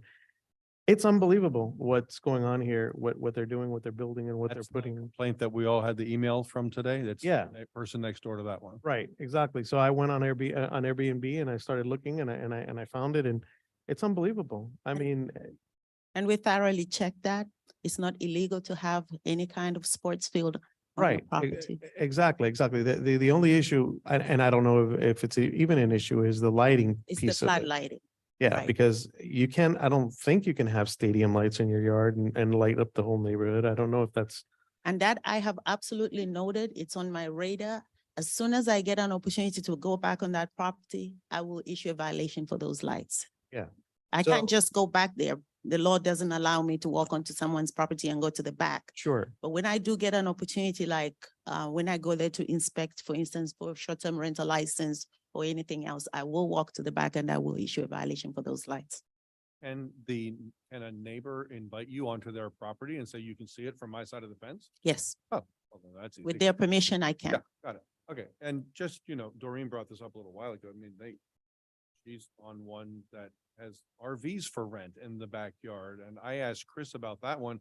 So those RVs are hooked up to electricity, And plumbing water, and And s- plumbing, and sewer. and sewer, and septic. So these are completely illegal. I mean, can we go after them for all of that as well and can we make them unhook it? 'Cause they have Absolutely. RVs back there that are connected like their buildings, how many RVs? And the chair of the board is here. She can attest to that because she was very, Yeah, but how do you get to the yard to actually verify that they're actually connected or not connected? the only reason I was able to find these violations was, I believe we issued one violation for, was it trash or something minor? These two gentlemen came to complain at the village. So when I spoke to them, they were like, oh, you wanna come? I said to Luciano, pick up your cameras because if someone is gonna invite a code officer to their backyard, they have no idea what they're doing. So I got to the backyard and I was very gentle with them. There was an elderly lady living in one of the RVs. So this gentleman explains to me that they are from Ukraine and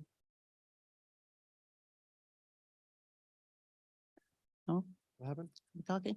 Oh, They were from Ukraine and they were receiving refugees from Ukraine and giving them accommodation. I didn't believe the story. I didn't buy it because there were so many advertisements for both RVs and for 3 units that have been built in the back without permits. So I went ahead and issued the violations. He was actually in the office today. He's very mad that the board issued all those fines.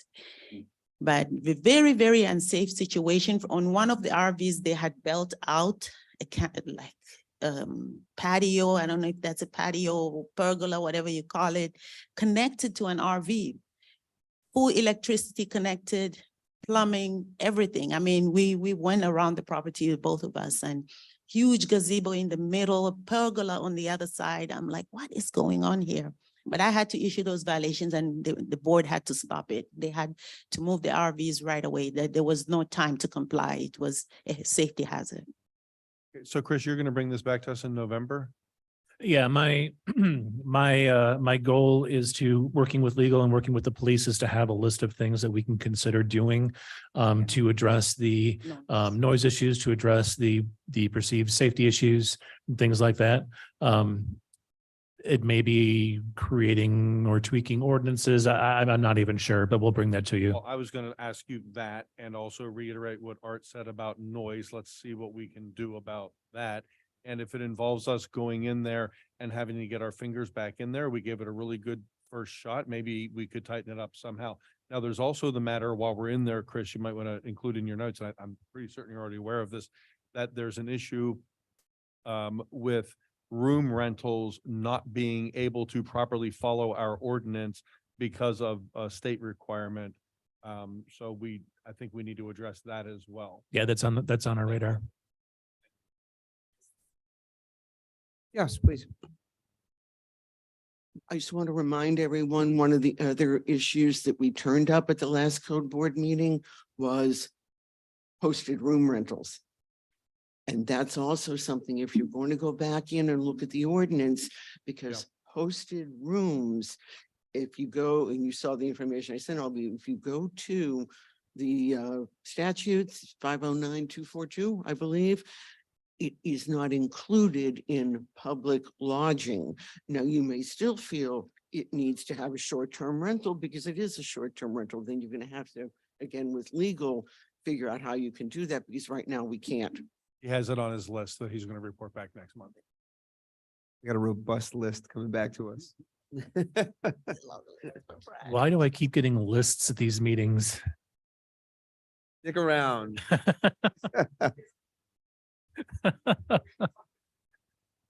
Okay. Right, so, so we'll expect some additional information from November. the manager and from our attorney at our next meeting on that item and be looking forward to it.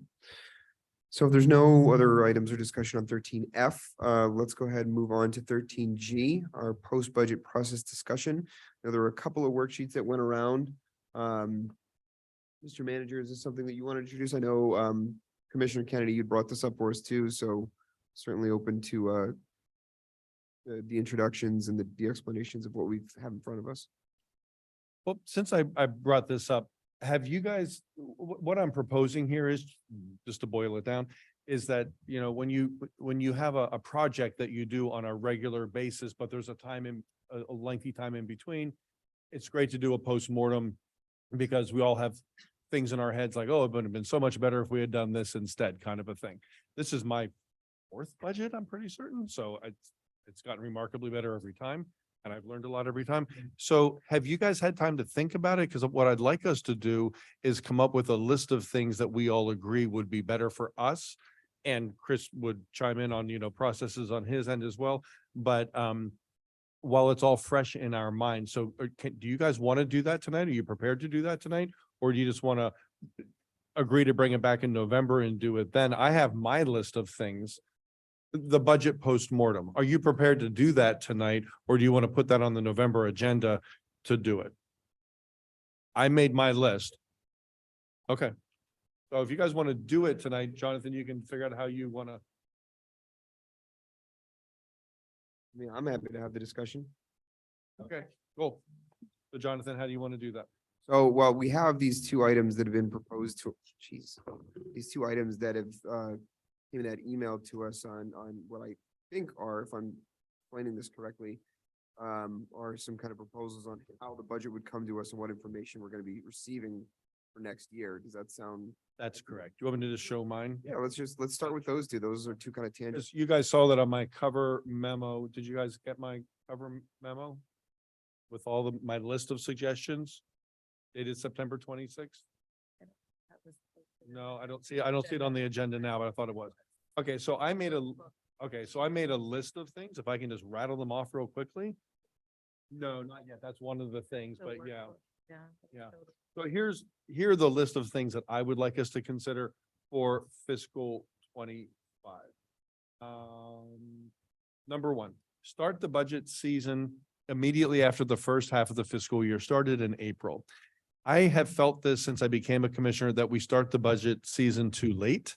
And by the time we start it, we're racing through it. The first time we have any kind of a conversation about it, a budget is already put in front of us that we haven't even had a conversation about. So our first workshop is boom, there's a budget, and we start tearing it apart line by line. And to Chris's point, it's kind of like let the staff get more of that stuff done for us. I'd like to start it in April. That's after the first half of this fiscal year is done. And we start with a workshop where we discuss the big picture items.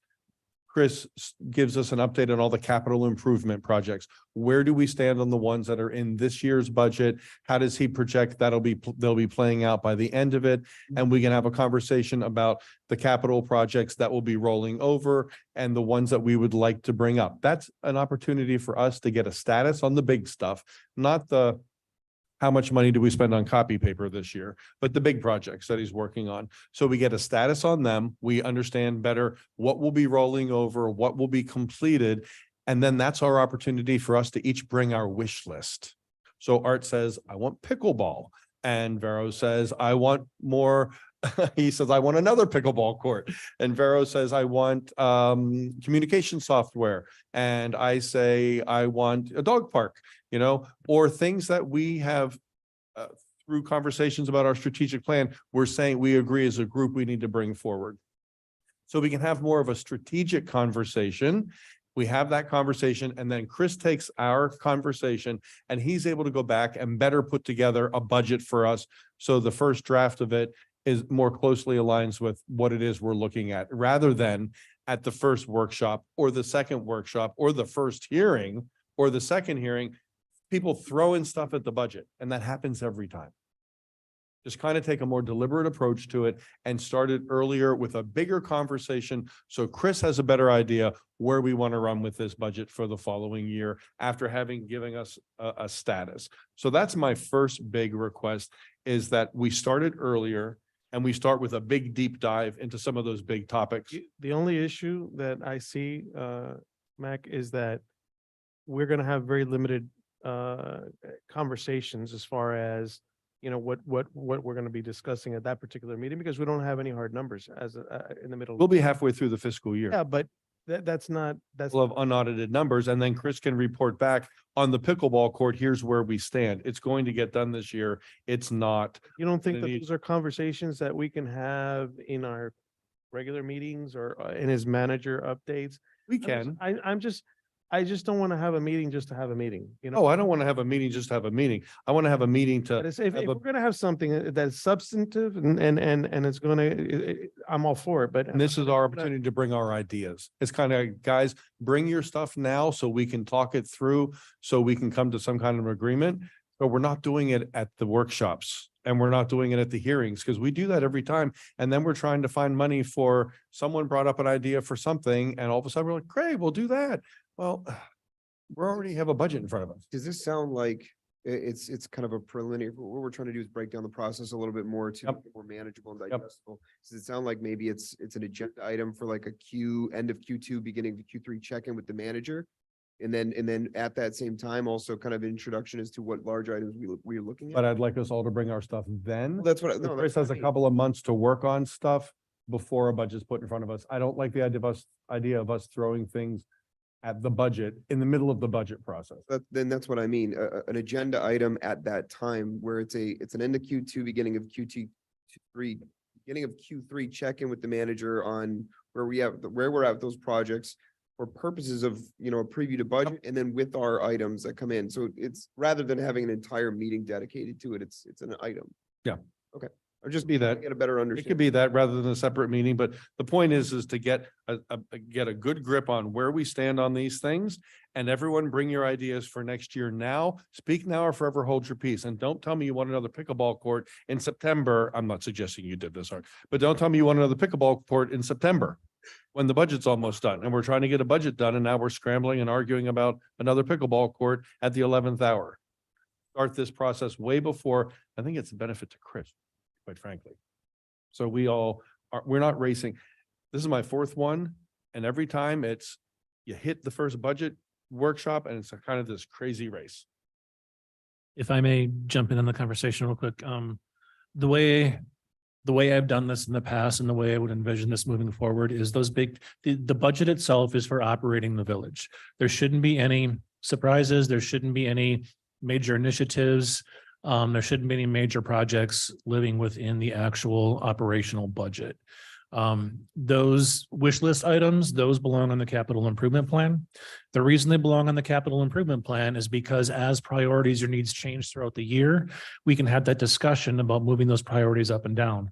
Once the capital improvement plan is adopted in December at the monthly meetings, part of my report will be where we are, the current status or the current progress of these scheduled projects. So you'll see on a monthly basis how we're progressing or not progressing, depending on what the situation is. But then as things come up, we can add them to the capital improvement plan. And then at some point in the future, have an additional conversation about reprioritizing if we need to. And new ideas. So I'm just gonna take over here for a second, if you don't mind, Commissioner. Commissioner Kennedy and I both sent you, Excel spreadsheets. Mine is called New Budget Admin. This is based on the feedback that I've heard over the past few meetings. This is what I would expect to do for the next budget.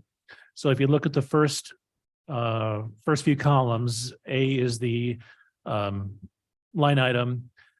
Column B, we're going to show the fiscal 22 Hold on. actual. Hold on, Chris. Mhm. Going fast. Let me just. Oops, sorry.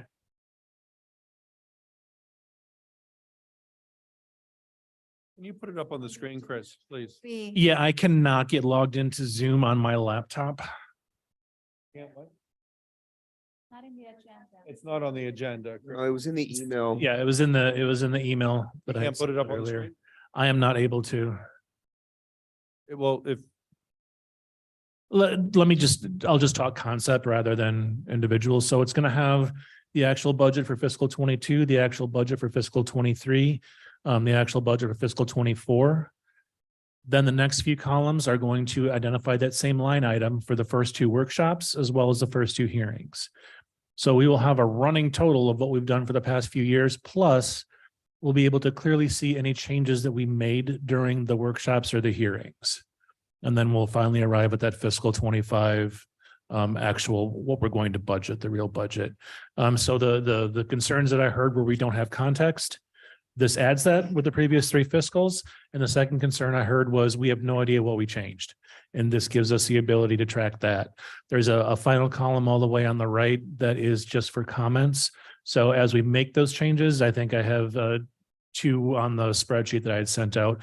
We can have that running commentary on why those changes were made and when those changes were done. I think this will address all of the concerns that we've had over this past budget process. I think between this and the capital improvement plan, next year is going to be radically different than you've had in the past. And I think it's going to be done correctly, in my opinion, where we have the information we need to make these decisions. The major decisions are taken out of the budget process and handled through the capital improvement plan, where we have a little bit more flexibility and freedom, and we know exactly what's going on with our budget at all times.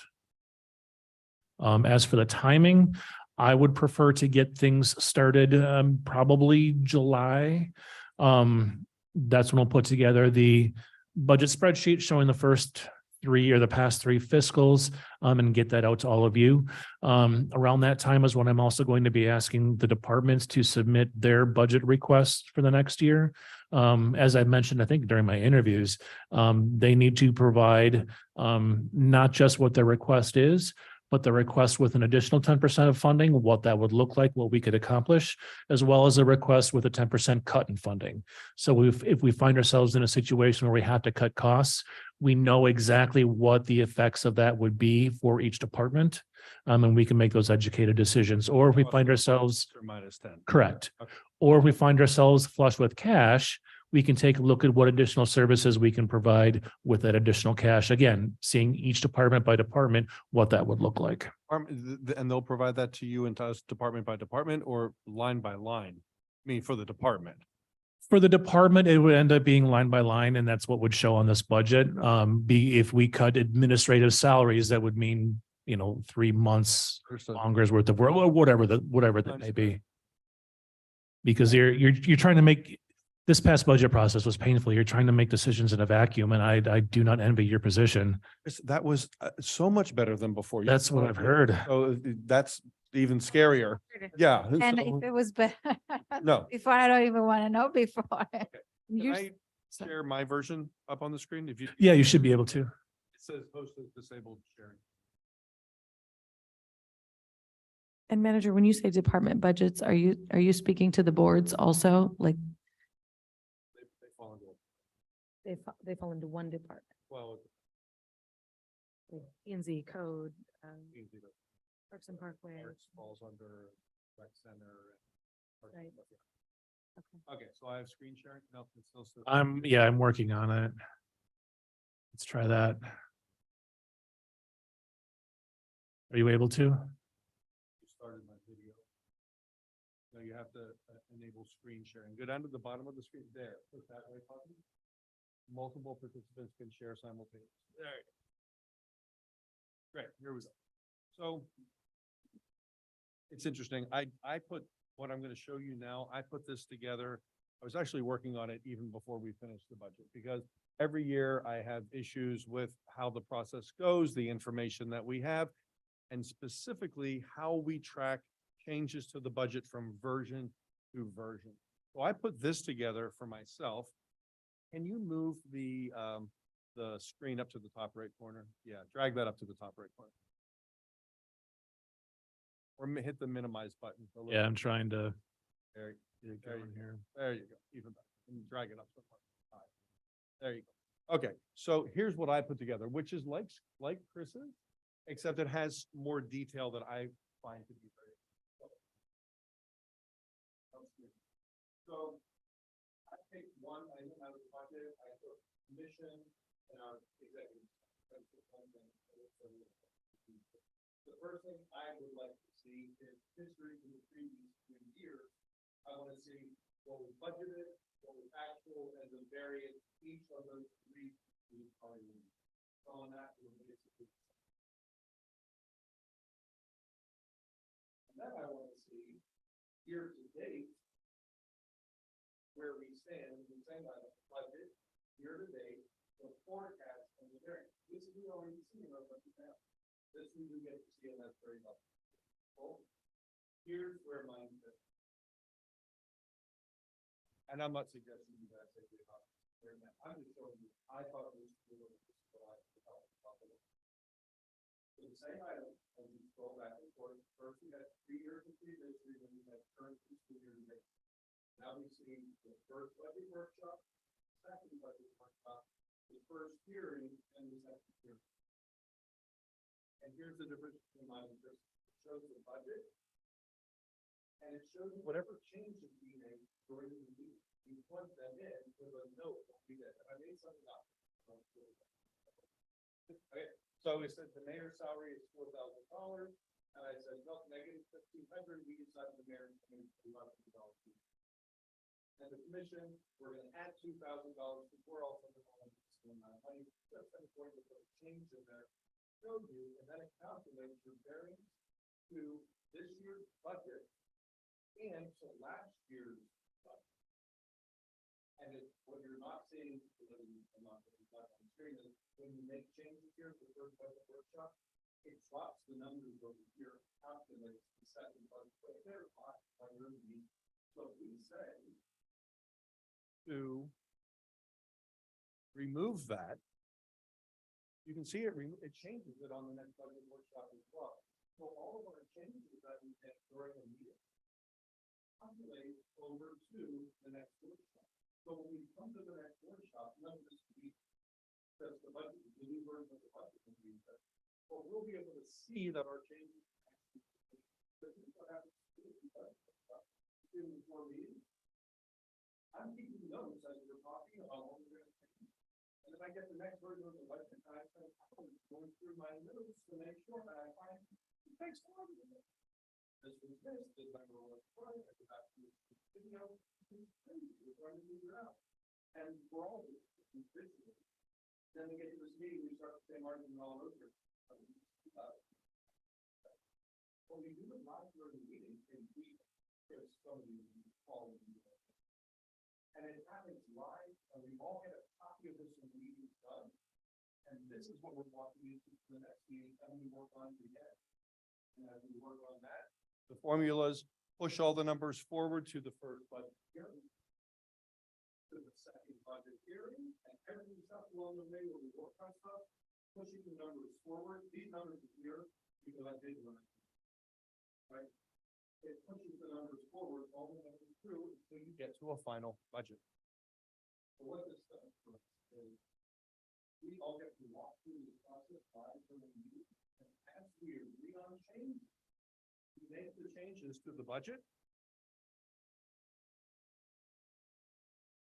And it tells us on the fly what kind of the amount that we changed versus the original budget that's put in front of us and versus last year's same item. So we get to see, we're going to be spending $2,000 more for last year and $2,000 more to the profit. So we're up $2,000 here. And it pushes it forward And it removes the necessity for all of us to keep all these money fits on it. And you guys experience where it's not work out experience. You keep all your notes. So 1.312 minus $250. We don't have that because we're more. Go back. It's our budget. When someone makes a mistake on it, we're going down a mistake. And it happens all the time. And then we come in with another meeting and have the same argument. As opposed to, we all walk into the first one with the budget that Chris put in front. There's his budget. We have one of these tabs for everything. And we work on it live in the meeting, or the meeting's done, they send it to us, we all have a copy of it to read on. We move to the next one, we do it again. And we all get to see it. I sat down and did this because I need to see this for me. And it's an enormous amount of work that we go through this. This looks a whole lot more deeper than it is. To set this up. But once you set up, I'm saying something like this. It's like what Chris just proposed to us.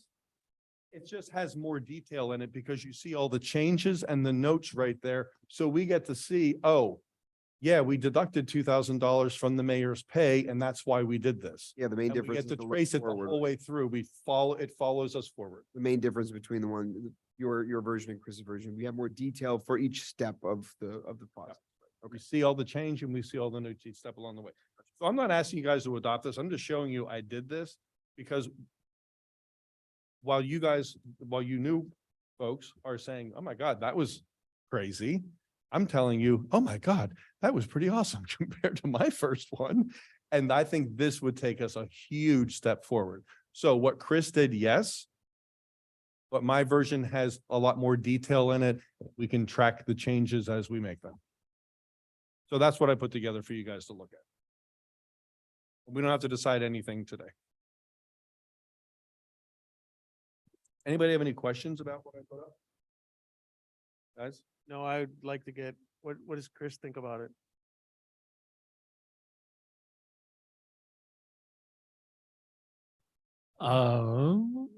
Think it's up to you. Not anything tonight. This yeah, is your Your input. that's all. the approach, I'm a banker and spreadsheet geek.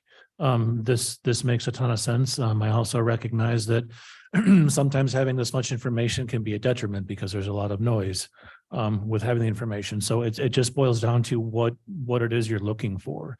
If you want to have this level of information with all this, with all the changes and everything, then this is the process we follow. If you want to have more of a summarized version, then the one that I submitted is the process that we'll follow. It's whatever you guys So need. see Paul over here struggling during these for him to keep up with what we're deciding.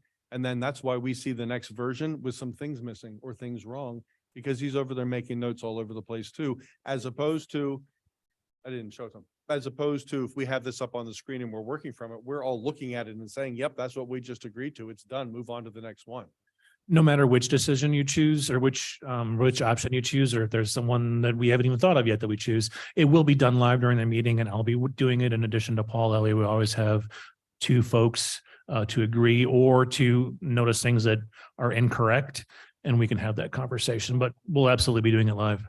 I think it's a great idea, and I'm gonna tell you why, because a lot of times what happens with me is I take a lot of notes on on the actual budget. And then when we get to the revised one, I gotta go back and get my notes and go to those notes and Jump back and forth. Yeah. and then I go to the next one and say the same thing. So, yeah, so if we can just have it all in one place, it just makes life so much easier for everybody. So that sounds good to me, man. What I might recommend, I think both are great. Commissioner, I love the level of detail you have in there. I'm a detail oriented person myself, so I like having the detail, but and Mr. Manager, I like your approach too. I think they're both really great, and I think we need something. What I might recommend, assuming, I imagine, we're gonna be having Paul working on this with us too. It might be something we might want to just bounce off of him to say, are you good with this process that we want to adopt? I think we need it. I agree with you completely. We definitely need it. I think it's very helpful. I think it might be helpful just to have his insight, on how maybe he feels that there might be a way we could improve it. So I just put it together because Yeah. I had to get it out of my head Right. because I knew put it on paper. I had to otherwise- get it out. I literally one night got up at midnight and Dan said, where are you going? And I said, I have to go make a spreadsheet. And he's like, oh, for God's sake. I'm like, I have to get it out of my head or it's just going to drive me bonkers. I feel, I had conversations with Chris about this and I explained to him my concerns and the way the process was. It was a mess. I would have expected the finance department or the finance lead to show us a more detailed and comprehensive comparison, budget to budget, meeting to meeting. We didn't have that, so we all struggle with our notes. So that's a clear item that I think we all agreed on. One thing I did request, and I don't see in your template, Chris, that I would appreciate is having a template to bring issues and ideas to the table. So that we're not each kind of sending you examples on an Excel, another one does a Word document, and another one fills up a PowerPoint or whatever it might be. Maybe you put in place, commissioners, I would like to see your items proposed this manner. So it's just a copy paste for you. You can see everybody, in one place, and it can be included within your, For budget item, for budget. yes. So for example, I wasn't present on the first budget workshop. I was out of vacation at the time. I asked, how do you expect, the request was out there, we need to see your items. What do you need? I've never done this before. So what do you mean? Do you want me to email it to you? Do I tell you in our next one-on-one? Is it a specific form? I asked. I didn't get feedback. The feedback was, don't worry, there will be chances to do that. A lot was discussed during the first workshop that I missed. And I wish I would have had them in writing. So that was a learning for me. And I think for whoever comes next, I think it is, a good thing, just put it in writing in a format. That I also discussed with you about the PowerPoint presentation, and I think there was a backup as to maybe doing a summary per department, kind of a snapshot of break it down all the buckets of money that we have, that is not so Excel based anymore, but it's a big snapshot for any resident to be able to digest. Nobody picks up the budget and goes through every detail as we have, but I would really appreciate having online something that is department by department, one snapshot, pies, identify where the money is going, cute notes on what the key projects are going to be that we're going to be discussing moving forward for capital improvement, for example, and then what have been the biggest highlights year over year. And I think if we can put that in companion to whatever we do, it also is digestible for us, but for everybody else. I love that. And back to the Excel format, you just turn it into charts. That's all it it's a is. Click. It's a It's a click. It's and not. then you just it's- have a template, a one snapshot that everybody can read. And I think it's easy to do. The last thing for me really is I'd rather see more detail myself as well. Also because it was the first time I did it. So I would have loved to have the background of previous years. I discussed the year over year comparison, the percentages. But I leave it up to you that you're going to be the one putting all this together. Those were my key three. Yeah, absolutely. We can certainly do that. Thank you. Do you have anything, Commissioner? Awesome.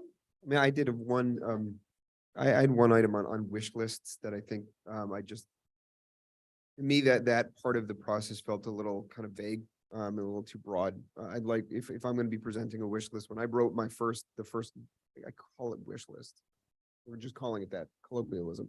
But I wrote it with no idea of like, well, are big projects going this, Exactly. what goes in it and how do we Didn't know we know. can afford it? So I do like the idea of starting a little bit earlier. Maybe it doesn't have to be April, maybe it has to be July, wherever we start it. To have capital projects, have a better idea of where these big ideas can fit and if they can fit. 'Cause I think I'm the first one I put, because one of the things that I've done a lot of work on is septic to sewer. Like, I know this is never gonna fit, so why am I bothering? So the idea of having a little bit more kind of intention and direction when we bring these ideas within the confines of what the more detail we're gonna have, I think is really important. So I think maybe what we do at this point is, I don't want to discount, I don't want to overlook some of the more specific items that we want to get that for our, when we start budget next year. But I think the first thing that we'd like to do is maybe run some of these ideas across Paul and see if he might have some recommendations. So I don't know if that's something that any one commissioner should be doing. I don't know if that's something that, Mr. Manager, maybe you should be doing. Yeah. I'd take your opinion on it. I'll have a meeting with Paul and discuss what the concerns and requests were and see what his recommendations would be. Show him the examples and some of the feedback and just ask him what is possible from his perspective.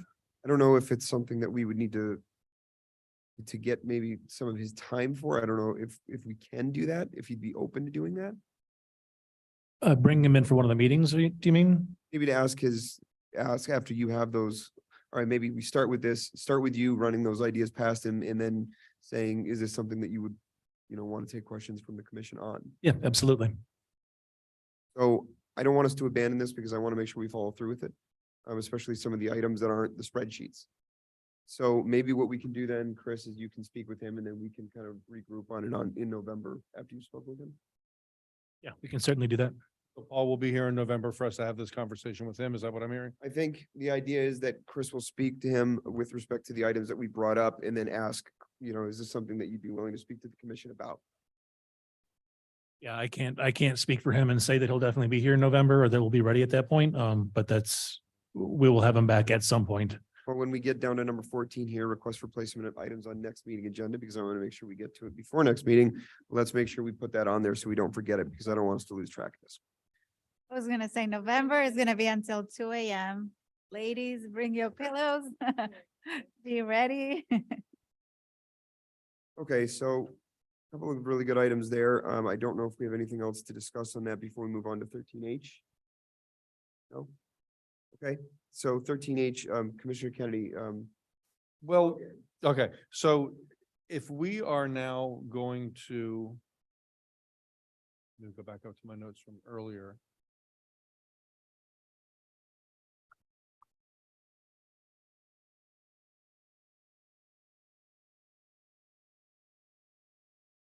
Well, first, I thought we were gonna, Vero, you wanted to discuss, we were gonna come back and circle back to the conversation we started having, and we said, well, we'll circle back, and Vero wants to bring that up, and we'll have the conversation then. That was for the next meeting. agenda. Like our strategy session, yeah.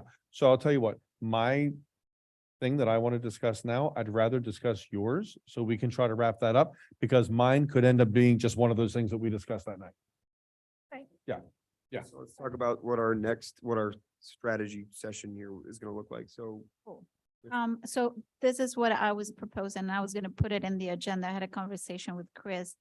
Kind of explaining, the whole process that we went through, meeting, doing the workshops, putting the ideas together, moving forward. It was actually a great process. It works very smooth. And it did so because we had a mediator. We had someone leading us in time, keeping us on track on what the objective was.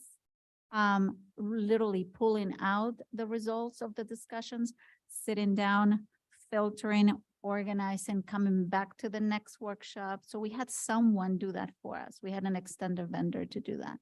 Now we're facing implementation, which is the most important part, because now we have the ideas. Now we need to make it work. It's going to be the hardest for us to all agree, as we've already seen in just a couple of items like the pickleball that came up. Just because everything is important. At the end of the day, everything, we need to find a space and a map and a time on when it's going to happen. How we decide what's important for one and the other is going to be subjective. That's what's going to happen. So what I was going to propose is that we, and with Chris's help, get an estimate on what would be to hire Alan as a consultant to come guide us through the second phase. And maybe we do exactly what we do with the vision, mission, values, and the strategic plan and everything included that he had concised. Now we know what we got to do. Can you help us establish an order? And so now it's not biased by one of us. It's not a discussion of an hour on each item. It's going to be someone coming and saying, okay, guys, this is the big picture. How do you measure mid, short, long-term goals? A lot of that has to come from the manager having some sort of work done in terms of budget. We won't be able to have any of these conversations if we don't have estimates with us. Because we won't be able to say, is this something doable, for the village? It won't in 10 years. Septic to sewer, like whatever it might be. It is a lot of work behind the scenes that needs to happen so that this workshop can be productive. So when we were discussing it before, I'm 100% on board. I was telling Chris, we need to start putting into now planning what's going to happen. Exactly. But my suggestion was for him to come back with numbers in terms of how much would it cost us to have someone mediate so that we can move into implementation. That was going to be mine. But two things very quickly on that. This is, if he were to do that, then it would kind of preempt us from having a special agenda meeting in the next couple of weeks to talk about prioritization. So exactly, that's why I said, this was kind of tied in a way. See? For me is Okay. we can go into a meeting not knowing the background needed for each one of these items, having some estimate numbers, ballpark, understanding the grant opportunities behind them, exploring the difficulties we've had trying to do this in the past, background. So all this is data that the manager has to provide us. But then having someone lead us into arriving to that map is going to be very challenging. And I feel we need a hand, just like Ellen, it could be someone else. We obviously need to discuss costs. And that's why I think now, sooner than later, we need to have it in the next agenda, that we have this information of how much would it cost for us to do that. If I understand what you're proposing correctly is to not have the special agenda meeting this month to discuss prioritization. Correct. What you're recommending in replace of that is to have the manager reach out to Alan, ask what he would charge to guide us through a phase 2 and of implementation of the strategic plan, bring that back to us in November, and then potentially look for a special agenda. after. I'm happy to meet in a special meeting to discuss costing, so we kind of speed up the process, but I don't think it's going to be efficient, and what we need to kind of hurry this up with Chris for the next couple of weeks. And I don't think we have the capacity as 5 to arrive inland there productively into building the map without extending to 5 workshops. So I think that would be a good investment so we can quickly arrive there. So Again, it was an item that I wanted to put in the agenda because I, of course, needed to understand costs involved and all of Sure.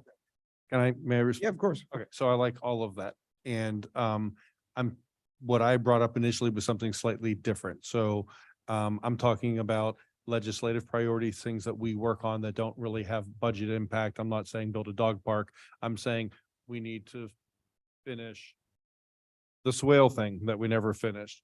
We talked about village lighting. That's something that's out there floating around 2 boards that we need to circle back. About median parking. I just added that to the list tonight when you said it. About the village slogan. I just put it on my list. This, I said swales, the STR the fixes to STR. We talked about talking about boards and how we can help them be more productive. So what I'm talking about is more legislative stuff. That is really the legislative role of a commission as opposed to project stuff. For the project stuff, yes, I think for the legislative stuff, we just need to simply decide, okay, we're going to do this one first and this one next and that one, rather than having them all get sort of clogged up in meetings and we're have too many things on an agenda. And so I'm talking, mine is slightly different. What you just said, Vero, yes. I wish you had said it during budget season. So it was part of the budget, because what did Alan cost us? Was it 18 or 38? And you know what? This is part of the learning. So the fact that I didn't bring it up, that's why I didn't bring it up. Because after I'm like, why are we doing this in pieces? And the reason it came up was pickleball. Why did we do a strategic? Understood. You guys heard me. Why did we land, I want to see this here when we have a list of things. So for me, it was, okay, that was the That opportunity. was the light bulb. So, again, we're not. What did we charge? What did Alan charge us? 18, 38, 28? 20, if I'm not mistaken. 20? Oh, so it's like 20 grand. Okay. And again, I don't think it's gonna be, we're not gonna need three budget. He did a bunch of documents for. Yeah, him yeah. on. But you know, someone that can, again, I don't know, it's a matter of cost we don't have. So I think we're talking about, I feel like we're talking about two different things here. I'm talking I about. don't understand. legislative- So that's why I wanna, so let me understand. So when you say you want a meeting, what would we discuss? Slogan? Have a list of all the outstanding things that the commission that we have worked on in the past that kind of were kicked to the curb and not finished. So the slogan was brought up to the. Oh, no. commission? That was something I was bringing up tonight. Okay. So what things are you, like, if you listing them? So you said STR fix it that came up today. Yes. Swales.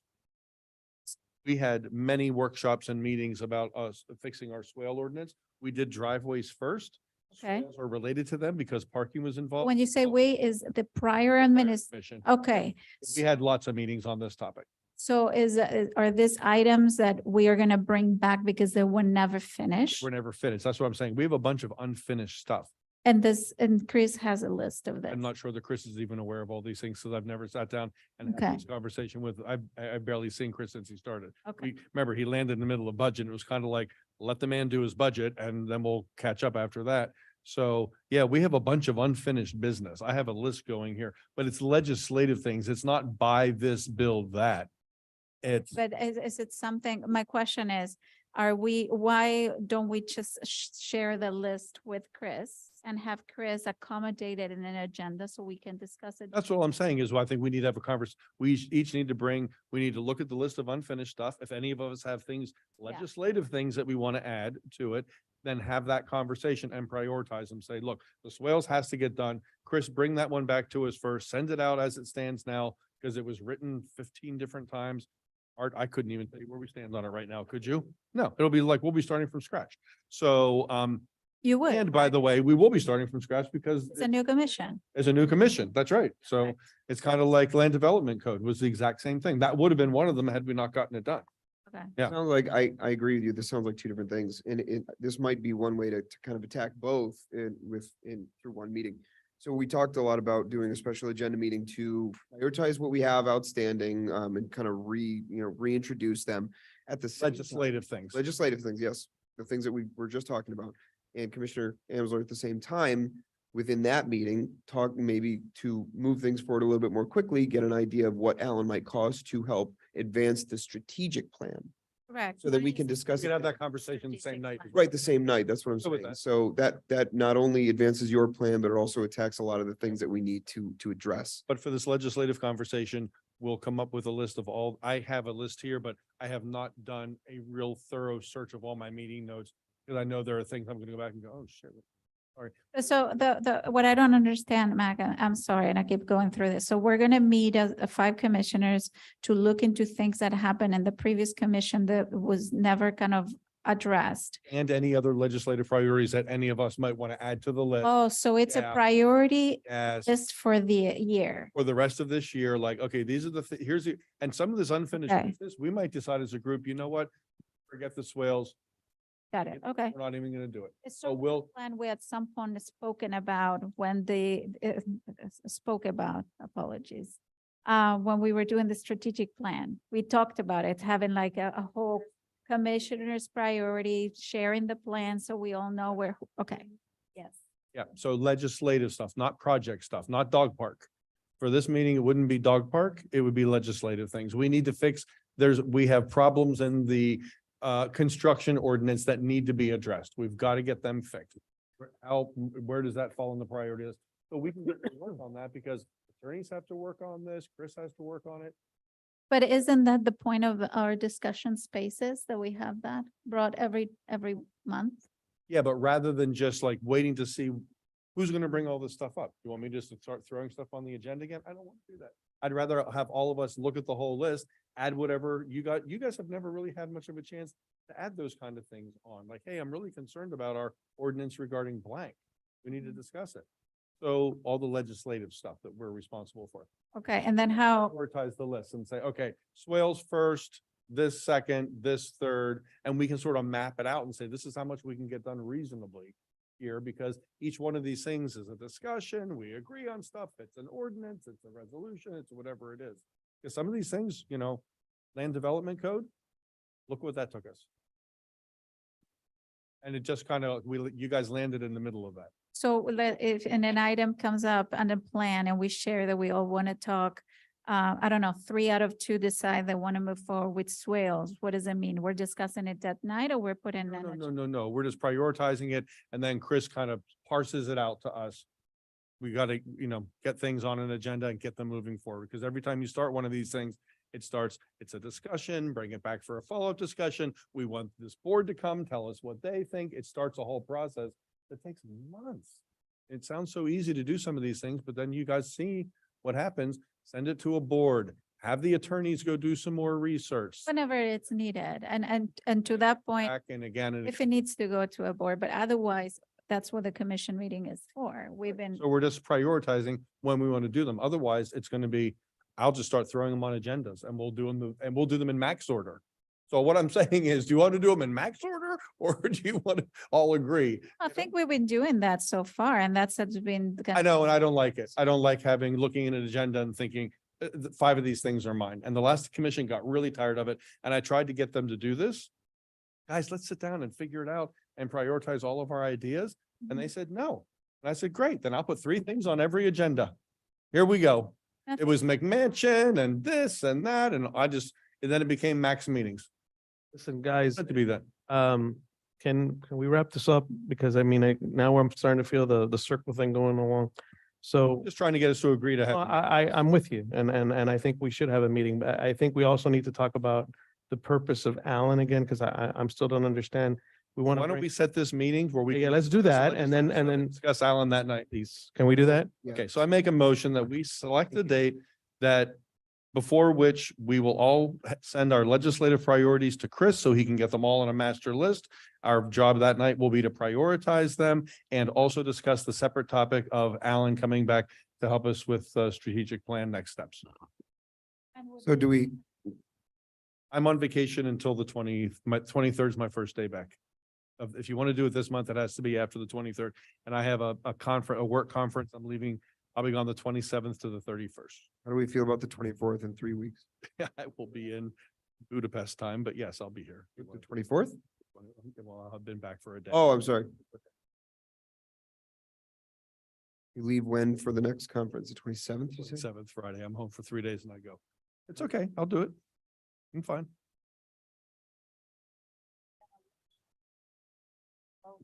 I think we need I to think do the it in a meeting recommendation manner so was- we can make decisions. From the attorney was that it has to be a special agenda in case we vote on advancing anything. Yeah, especially for Alan. We'd have to vote on that, Pharaoh, so we want to be able to vote. Mr. Manager, is there anything? Can I ask you could work? one more thing, Mayor. Chris, is it enough time for you to come back with the information provided of cost related to having the strategic plan led by a mediator? Yeah, I reached out to him, Sage Consulting earlier today. He just needs to know how much time we think we'll need. And then he can quote us what that price would be. Meaning no disrespect, but we're probably looking at a full 8 hours. Yeah. Whether that's one day or split over a couple days. Excuse me, that's probably what it'll take just because of the way 8 hours of Alan's time. yeah. So you're moving forward, you're okay for the 24th to have? Yep.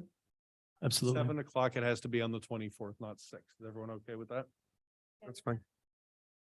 So we are agreeing that on Tuesday, October 24th at 7 o'clock, we're in this room for the dual purpose of legislative priorities. Everyone have their stuff to Chris a couple of days before, so it can be on the list. Separate conversation about Alan. Chris will have a proposal to us and we'll just strategic plan. It's in. Motion to adjourn? Oh, I was. We had to add to the, Don't items- Jump on, no. add items to the, request to place items on the next meeting agenda. It can't be. No. Why yanked once? Yeah.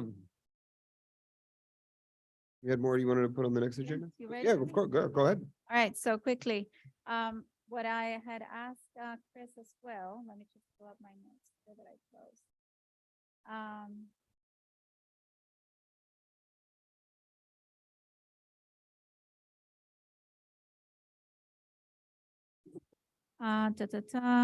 So freebie, contracts that soon to expired funded by our grants. So the question to Chris was to find out the actual reports as to how much have we've been using. We haven't seen reports on freebie for a while now. That's how he brought up. So it was brought up to see, are we still using it? Is it important for us? It was tied in with money, if I'm not recalling incorrectly, from last year, from CITT plus grant money. And that was our way to use the money towards transportation. So now, and Chris, correct me if I'm wrong, we have how many months of freebie contracted at this level of expenditure? I'm working at that. Okay, I had a conversation with our grant writers earlier. They are applying for an additional grant that would fund us for the entire next year. for fiscal 24 already? Correct. Correct, because we don't have that. And we So- have about 16-ish hundred riders a quarter. So the question would be, is this something that we want to move forward or not? Because if we do ask for grants for it, we're gonna have to pull money for it. Where would we use the money from? And that's another question. Do you guys follow? So yes, to bring in November, a report that would say pros and cons about freebie, how much would it cost? And if we're done with the contract, what does it mean to our costs? Because then grant money has to come from other matching, and we have not budgeted for. So where would this come from? Okay, So that's one. he's one. And then strategic plan, I already highlighted. The other one, I think I'll discuss next month. That's it for me. Thank you. Okay, any other items? We got freebie from the Commissioner? So under your charter, special meeting has to be called by the mayor or upon call of four members. So, just for the record, mayor. I'm calling the special meeting. Special meeting. What was your item, Commissioner? Wow, yeah. I want to discuss.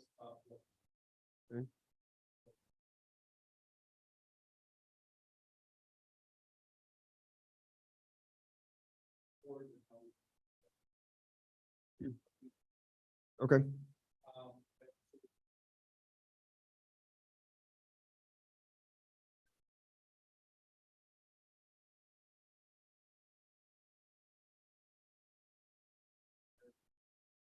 okay.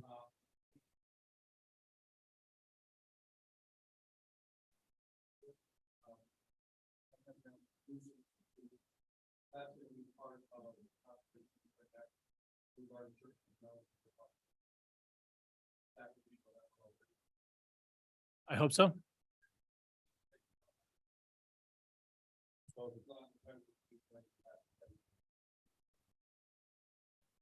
Okay, so we have freebie, village boards and public works managers. Do we have anything else for placement on next agenda, next meeting? I am working, I mean, some of it, and I have mentioned this already, related to code, not code, sorry, for the boards and how they can coordinate. I'm not ready for that, so I don't know if it will be in the November. So if anything, I'll jump to the item. Well, then hold on, let me defer. So are you saying you have some things you want to discuss on the topic and you won't be ready for November? That I will be. And Well, that's- then I'd rather wait until you're ready. It's not like it's a pressing thing that has to happen today. And so that's another, and the question, I don't know, for a procedural question, is there a cost sponsorship that can happen or no? Well- Okay. Oh, but I'm allowed to do what I just did. I'll say, okay, I won't bring it in November if you're not going to be ready to do it. Members of the commission can sponsor.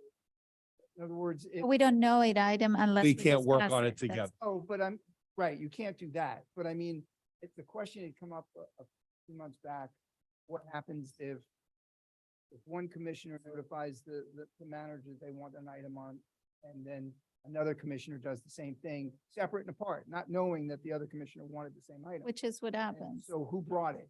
it really, it's. At the night of the meeting, we can put them together and say, do it all at one matter time. Without difference, it could be just, the agenda could say it was brought separately by Commissioner Amsler and Commissioner Kennedy. Got it. So I said I want to bring boards in November. She's not going to be prepared in November, so I'll hold it for December. I'll just Okay, hold it for- so placement for next meeting is going to be freebie and Public Works Manager.